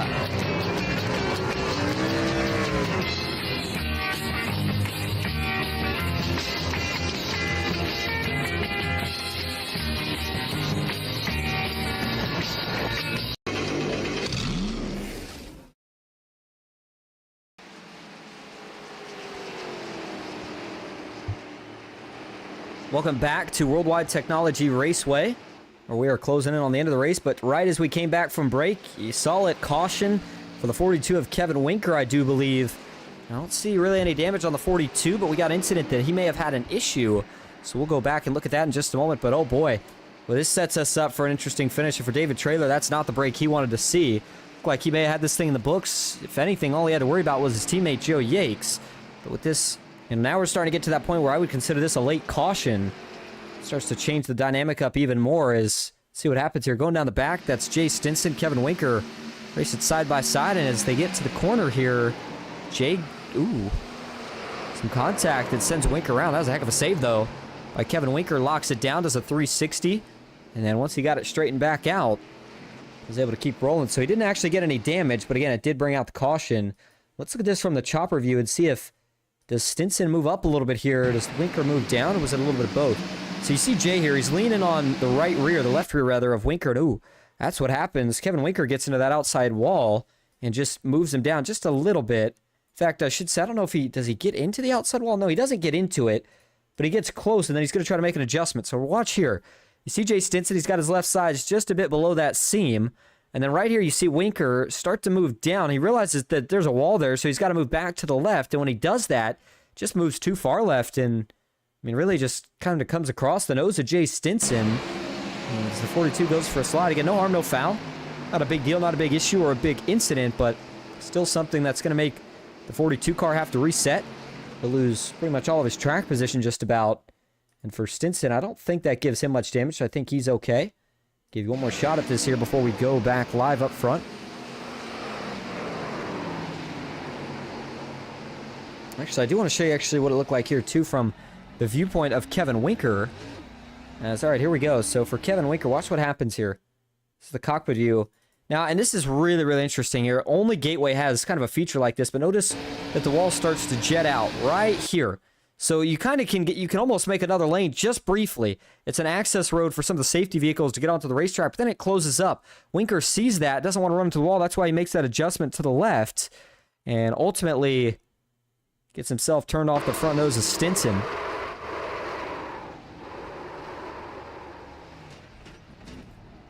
All right, so as we go back live now, Winker back on track, and actually somehow he's third right now. So maybe that caution did work out a little bit for Winker. We'll see if he's able to maintain that position. But Colton Hardy currently being scored as your leader. Reason for this, he's out of tires, so you know what? Why not? Stay out. You never know what's going to happen here. Maybe not the way Hardy wanted it to go, but he'll certainly have a shot at it here. And you've got Jay Stinson in second, Kevin Winker third, Mark Beverly fourth, and then you start looking at some of the fresh tires. Here you go. David Traylor, Joe Yakes, Clinton Woodby. And they're all going to have a setup here and a chance at it in this final run. Now, I do want to actually show you what this pit sequence looked like right here. Some of the drivers that came in, I don't believe that Mark Beverly came in for tires. That's more so the big thing that I'm kind of curious to check right here, but he may have. Let's see if we see the 55 in here. Watch as they come down the pits. Again, this was way earlier. I apologize. Let's get back to the most recent one here if we can. Let's see if it's going to let us. All right, here we go. So you see it's going to be David Traylor who ultimately leads him down, and looks like he brings Joe Yakes, Jesse Calloway, and he did bring Mark Beverly. So then that leads to the question is, what did Mark Beverly take here in the pits? Watch the 55, watch the 54. Let's see if Beverly maybe just takes 2, and David Traylor decided to take 4. That would be my next question here. As you see the right sides go up for Mark Beverly. Let's see if that's it. Looks like they dropped a jack, and yeah, that was it. All right, interesting call. So Mark Beverly decided to only go with 2 tires. David Traylor went with 4. And so he'll be the first man on 4 fresh tires. Of course, Beverly, though, with a little bit of an advantage over the drivers on no tires right here. All right. So lights are officially off on the pace truck. That means we're going back green this time. It'll be 15 laps to go here from Gateway.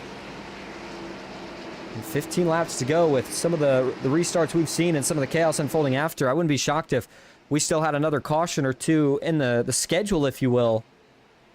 We'll have to see, though, if these drivers can keep it clean the rest of the way or not. The 97 of Hardy with an opportunity here, but he is going to have to fight hard because he has got fresh tires behind him, and you know that is some hungry drivers on those fresh tires, knowing there's opportunity for a win. Here we go. Green flag back in the air. 15 laps to go at Gateway. Good restart for Colton Hardy. Leads them all off down into turn number 1. As we go up to the blimp cam, watch this now. This is going to get crazy here.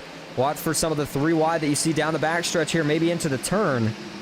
Joe Yakes nowhere to go, stuck on the outside here with the 55 of Beverly. He's got to hope that that 55 has enough rubber to get around here, or the 87 might have to think about 3 wide. There he goes. Joe Yakes is going to split the middle. Now he gets into Mark Beverly, but he's going to hold it together. What a pass by Joe Yakes. Jesse Calloway is going to try to do the same. They are 4 wide down the front stretch. They finally get it back down to 3 now. Will this all work and hold out? Going into turn 1, still 3 wide. Now the 55 of Beverly gets pushed up into the outside wall. Calloway tries to arc it back down in front of Winker. He does. And David Traylor still trying to make up positions. I mean, this is all Colton Hardy could have really asked for some of the drivers further back. The problem was Joe Yakes snuck through it all. And you can see it there. Just nothing Colton Hardy can do. Much fresher tires on the 87 of Yakes. He'll go right on by. But now the question becomes, how quickly can David Traylor get by here? Because that's what it's going to take for him to ultimately be able to go try to track down his teammate, the 87 of Joe Yakes. Still a lot of calamity back here. The 4 Jesse Calloway still in a pretty... Oh boy, caution's out. Now we got one spinning. Oh, more trouble. The 53 of Bill Hales. He'll loop it around here. I think Bill's going to be okay. Yeah, stops just before the inside concrete wall. And then a little bit further back, is that Mark Beverly? Indeed it is, in the 55 car. And so Mark Beverly is able to get it back rolling. Neither of these cars look damaged, at least from what I can see from that view. The right front looks okay. Right rear looks okay. Question is, how did Mark Beverly bring out the caution? Did he get loose by himself, or did he get some help? All right, here we go. They're working through 1 and 2. Ooh, I think he's going to get maybe a little bit of help here from the 53 of Hales. Let's watch it from the aerial shot. And so here we go. Here's Bill Hales. And Bill's just going to just slightly get into the right rear of Beverly. Just slight contact to the right rear of the bumper. But that's all it takes to send Beverly around. And once it does, Beverly's going to slide up. Stops just before the outside wall. Doesn't get hit by anybody. And of course, you saw Bill Hales here. Never was quite able to gather it all the way back up as he spun off of the corner even after the caution came out. And here you go. There's the contact there, and here's where he starts to loop. And there he goes.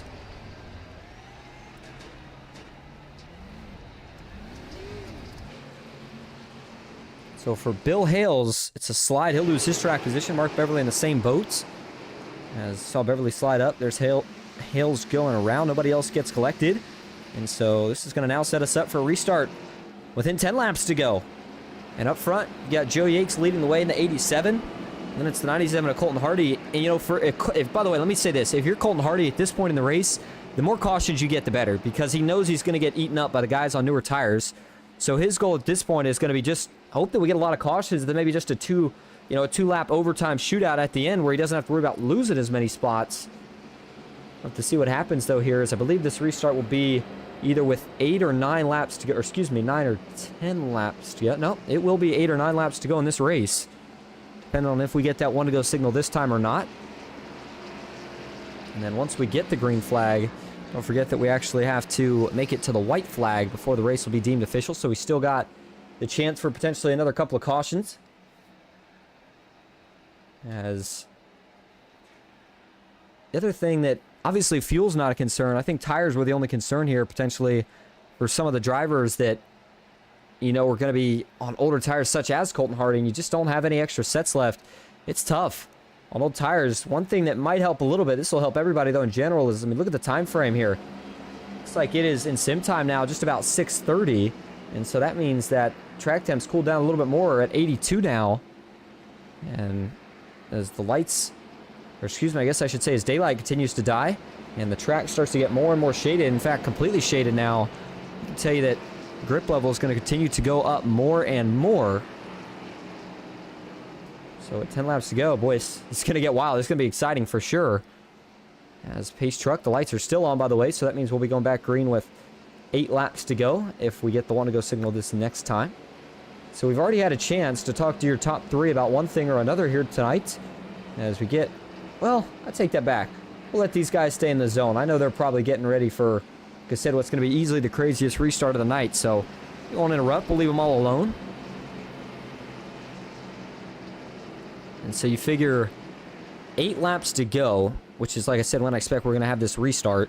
That means that you're going to have probably about 2 to 3, maybe even 4 laps worth of chaos of just trying to get yourself in a track position. And then once that's sorted out, that leaves you, you know, a handful of laps, just under a handful, I should say, left to actually go up and try to make moves. So, I mean, for David Traylor here, this is pretty simple. They're all teammates, but his goal is just get around this 97 as quick as humanly possible because he's chasing the 87, the other car that's on fresh tires, and to do that, he's going to, like I said, have to get around his teammate here pretty quickly. Further back, the 4 of Jesse Calloway. What can he make happen right here? It's going to be interesting. It's going to be exciting. A lot of question marks here for Joe Yates in terms of can he hold on and how aggressive does he be with his teammate Traylor if he gets there to try to hold him off. It'd be a first win of the season for Yates if he gets it. It would be another win on the season for David Traylor, and start to have to give him a nickname or something because, I mean, he has been racking them up. In fact, if you look back to the wins that he's got this season, and this may not even be all of them, unless I missed any, but I believe David Traylor already has, I think it's 3 wins on the season already. And we haven't even ran all that many races, all things considered. He'll be looking to see if he can add another one to the trophy room here tonight. So here we go. Pace truck making its way through 3 and 4. It'll make that left turn right where the access road transitions. There it is. So it will be, again, officially 8 laps to go here from Gateway. The Muehlberger Custom Homes 184 all comes down to this. Here we go. Green flag is back in the air at World Wide Technology Raceway. And a good restart for the front 2. Maybe not so much Hardy. In fact, not the best restart for Hardy. That allowed Joe Yates to get off to a pretty big lead. Oh boy, here we go. They're going to split Hardy 3 wide, hold on. Colton Hardy trying to do so. Looks like he does. They're 3 wide for a couple spots as further back here. That's one of the Noma Motorsports drivers. And looks like they're going to sort it out as Kevin Winker will take that spot as they get off down into turn number 3. And a little bit of 2x2 still. David Traylor really needs to make quick work there. Jesse Calloway, he finally does. All right, there we go. That's what Traylor needed to do. He needed to get himself lined up into the second position. And now that he's there, the question becomes, does he have enough laps? Does he have enough time to get there? It's just 7 to go. It'll be 6.5 as they work off of turn number 2. And you can see we still have some chaos in the back, so I wouldn't rule out that caution yet. There it is. There's going to be 2 around. Big hit further back. 55 of Beverly. He'll roll back on track. This will bring the caution out for sure. Right? Maybe not. Wow. Surprised to see that not draw the caution. Mark Beverly, major left rear suspension damage. The car is sagging in the back end and looks like it's crab walking a little bit to the left. Wow, I cannot believe this did not draw a caution. That's a huge hit, though. Mark Beverly, we'll go back, take a brief look before we go back live to bring it to the finish, but watch this from the chopper cam here. For Mark Beverly, as they come off the corner, just it's been the story of these restarts. 69, Wise up top, gets in the wall. Prince gets into him. Wise gets turned around by Keith Prince, and there's that big hit. As now caution's out. You wonder if it's for this incident for Mark Beverly, or is it for a separate issue here? I'm not really sure. I'm wondering if it was maybe for that incident for Mark Beverly, unless did Jesse Wise have a separate issue here on the back? Oh, the 69 is going to clobber it into the inside wall again. Maybe just finishing the car off here for the night. Let's go see what brings out the caution here. Or was it something different here?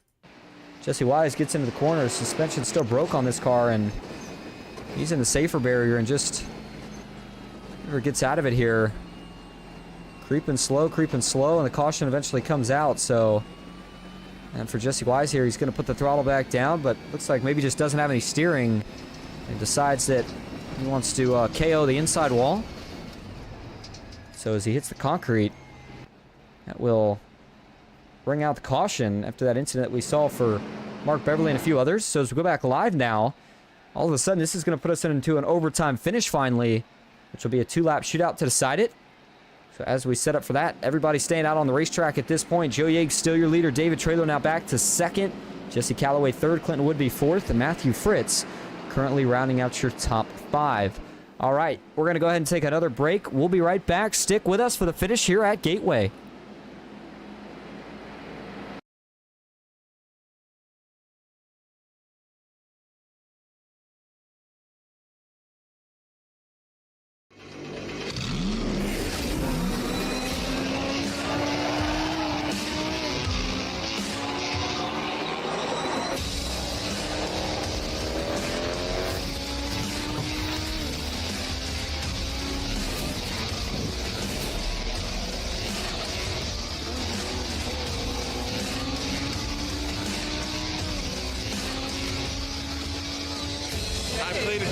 simulators, and this was like very responsive, especially the hydraulics and stuff, the motion and stuff was really, really on point. But you feel like you're really driving, it feels real.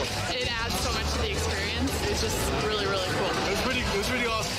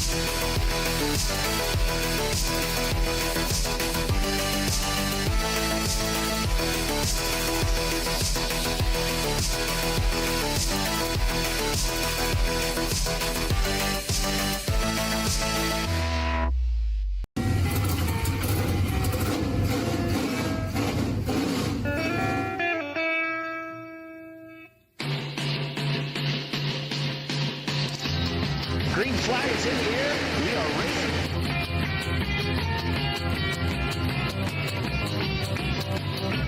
3x3.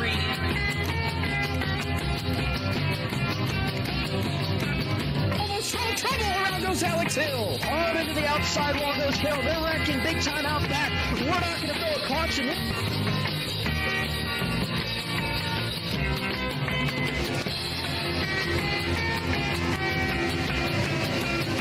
Finish. Who gets it in the line? Cody Nagels wins it in Talladega.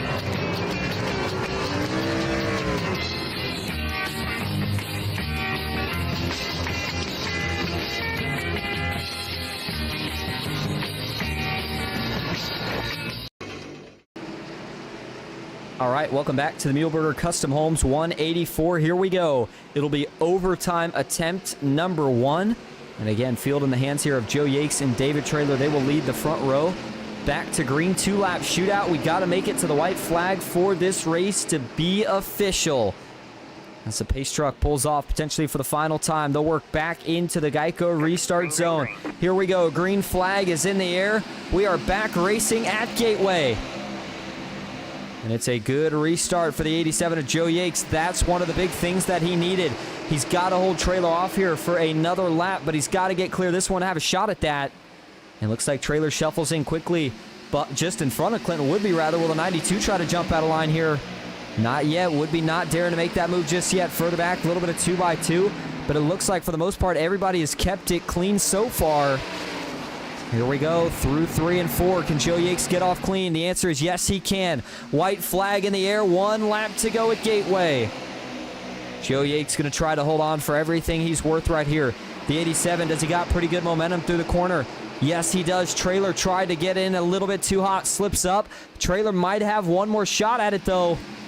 And if you're David here, you're either going to have to try an outside crossover move, or you're going to have to try to move him. Here we go, final time.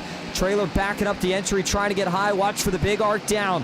David Traylor, one final shot. Is it enough? Not quite. Maybe going to sneak to his outside. No, he won't. Look at this. Joe Yakes, first win of the season, will come at Gateway.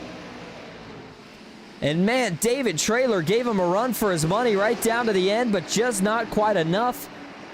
The teammates finish 1-2, but it's Joe Yakes finding victory lane for the first time this season. He gets the job done at Gateway. Man, what an ending that was. I'll tell you what, Traylor set it up as good as he could. Just wasn't quite enough. And so, let's hope we're going around to celebrate. Let's take a brief look at your finishing results here tonight. Joe Yakes, your race winner. David Traylor finishes second. Clinton Woodby in third with Jesse Calloway in fourth. Charles Van Schaik back in fifth. Matthew Fritz in sixth. Haas Beverly seventh with Bill Hales in eighth. Evan Schilling in ninth. And Colton Hardy rounding out your top 10. Jay Stinson finishes back at 11th. Justin Parham in 12th. Keith Prince 13th with Kevin Winker in 14th. And you've got Rick LePage back in 15th. Jesse Wise in 16th. Mark Beverly finishes back in 17th. And then it's going to be Dylan Pause rounding out the field here tonight as he finishes in 18th.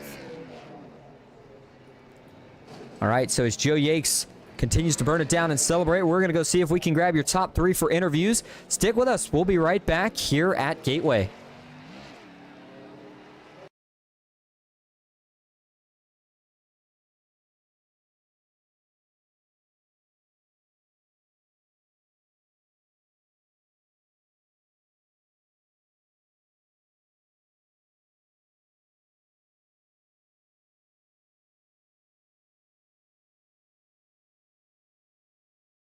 All right, going to kick things off first here tonight with your race winner for Loose Lug Nuts. It's Joe Yakes. Joe, this is Austin in the booth. You got a copy?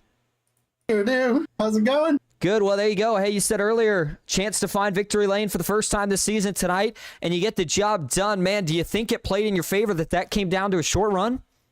I think so. Between David and I, we were pretty even on the long run, but I definitely think I had a little bit of an advantage on him on the short run. And just the way that final, or not the final restart, but the one after we all stopped for pits and tires and stuff, it worked out so perfectly because I had that gap right in the middle, and it was just perfect. Just go right through there and took it. So. Well, I mean, man, it's, I know it's still relatively early in the season, all things considered, but it took maybe a little bit longer than I feel like you were expecting to grab that first win. You came close a couple times, and how does it feel to now have that kind of that box checked off? Oh, it feels good. I mean, we've come up short a few times, and we've been coming up short to my teammates. So, I can't be too upset about that because, as a team, we're firing on all cylinders, and we're just doing really good. And I see my teammates get wins, and it's like, I want to put my name on that list this season as well. Well, you add your name to the list, and it's a 1-2 tonight with your teammate David Traylor taking home second. So, hey, before we let you head out, is there anyone you want to thank or shout out? Yeah, first things first, I got to shout out my teammates. We worked really good together tonight. All of us were really fast. So, shout out David, Colton, and the Jessies. We were just lights out tonight. Like, we were just on another planet for some reason. It's the way it played out. It was so much fun today. And, I got to thank the Beverleys for putting on this league and letting me come race with these guys. It's a lot of fun. So. Absolutely. Well, hey, Joe, we appreciate you talking to us. Congrats on the win. First one of the season, and we'll see you next week. Sounds good. We'll see you then. All right, now that'll bring us to your second place finisher here on the night, David Traylor. David, this is Austin up in the booth. You got a copy? Hey, I got you, Austin. Well, you bring home second. Man, I'll tell you what, it looked like you just about had him there. You lose it by 900ths of a second. Do you feel like there was anything you could have done different over those last couple restarts to maybe set yourself up a little better for that final move? Maybe not been on the inside whenever Joe took the lead. Kind of got freight train there for a second, and I knew that was crucial, even though we had about 15 to go. And then on those last couple restarts, I tried to time the jump as best I could. We started at such a low speed here, under pacing, that it's you get a really good jump. So once he got out in front, I knew it would take me a lap or two to get the momentum to catch him. I got a decent run off of 2, and I knew that most of the run I was a little bit better than him coming off of 4. So I knew I was going to try to pick up my momentum there and maybe build a run down the front stretch at the white flag lap. But, it just didn't have enough. Maybe a couple more laps. I don't know. Joe was really going to long run. No, that one kind of feels like it got away a little bit. Well, yeah, it may have, but man, with all the wins you've already got on the season, we heard Joe Yates saying he kind of wanted to get one here since everybody else on the team did. So how does that work as a team? I mean, you guys have been so strong together all season. Is it something with the way the chemistry you guys have? Is it the practice you put in? What is the thing that's making this team click so well? Just sharing information, telling each other where to be a little faster, calming each other down throughout the race. The 97 had speed. Got into a little bit of an incident, got shuffled back a little bit. We just kind of reminded him to keep his cool. We knew he was fast, and that kind of allows him to pick off those spots. And just being positive all around. Complimenting these guys, telling them, hey, this, you're better than the guy around you, or something like that. It just a really overall positive environment kind of promotes the speed that we have right now. Well, to cap off another good finish for you here tonight, is there anyone you want to thank or shout out? Oh, yeah. First off, thanks to my teammates. Obviously, congrats to Joe on the win. He did everything he needed to do, so I'm glad he finally got one this season. He deserves it. And then, like I said, Colton, great run from him, great rebound. And then just Callaway and Jesse Wise. Good speed from them tonight for the most part. And then thanks to the new sponsor on board for the rest of the season, QH Design. If you need any kind of marketing material, hats, shirts, signs, vinyls, really whatever you need for your business, reach out to QH Design. Like I said, a new sponsor of mine for the rest of the year. Thanks to Mark from this league on. Hopefully it was a great race on the broadcast. Thank you for broadcasting. We did our best to make it fun. And then thanks to my dad watching at home and my fiance for letting me do this. David, thank you for talking to us. Congrats on the second place finish, and hopefully we'll see you again next week. Yes, sir. Thank you, Austin. All right, now that'll bring us up to your third place finisher here tonight, and that is Clinton Woodby. Clinton, this is Austin up in the booth. You got a copy? Yeah, I've got you, bud. Well, you bring home a third place finish here tonight after getting the win last week. Seems like you got a streak of momentum going right now, but as for tonight, Kind of felt like you were working to get further and further ahead all night. Did you feel that way from the cockpit? Yeah, I was kind of hoping, I think it was like 58 to go. We had a caution. I was really hoping that run would just play out because I was terrified to make speed early. So I had a decent long run car. I just accidentally saved. And I was catching, I think it was Colton. He was running third or fourth, and I was catching him when that caution come out. But I was pretty much on pace with the leaders at that point. So I had a feeling in the long run I was good, but short run I was just terrible. I was terrified to even put any power down, really. Well, it somehow worked out, especially in the end when you picked up some speed, started to find something, mainly at the end, especially over those last couple of restarts in the short run. And I mean, really, we've seen kind of a variation this season with some races having long runs, some races having short runs. How do you how do you make those adjustments when you're kind of set up to go a long run? The next thing you know, you start having these strings of cautions that lead to these short run finishes. And most of the time when it comes to a short run, you're just going to have to hope and pray that you just took tires and you're not the person that took them 10 laps ago and now there's a caution. It's been one of those seasons where you're pretty much on one end or the other end of a caution, really, as far as strategy goes. Well, the strategy worked out last week, and tonight you get it done with speed. So, hey, before we let you head out, is there anyone you want to thank or shout out? Yeah, shout out to my girlfriend Megan and Blair Peterson, Win a Bid Diecast, and all the Masami Law Firm. Thank those guys for coming on, and you guys for the stream. Clinton, thank you for talking to us again. Congrats on the third place finish, and hopefully we will see you again next week. Yep, have a good one, bud. You as well.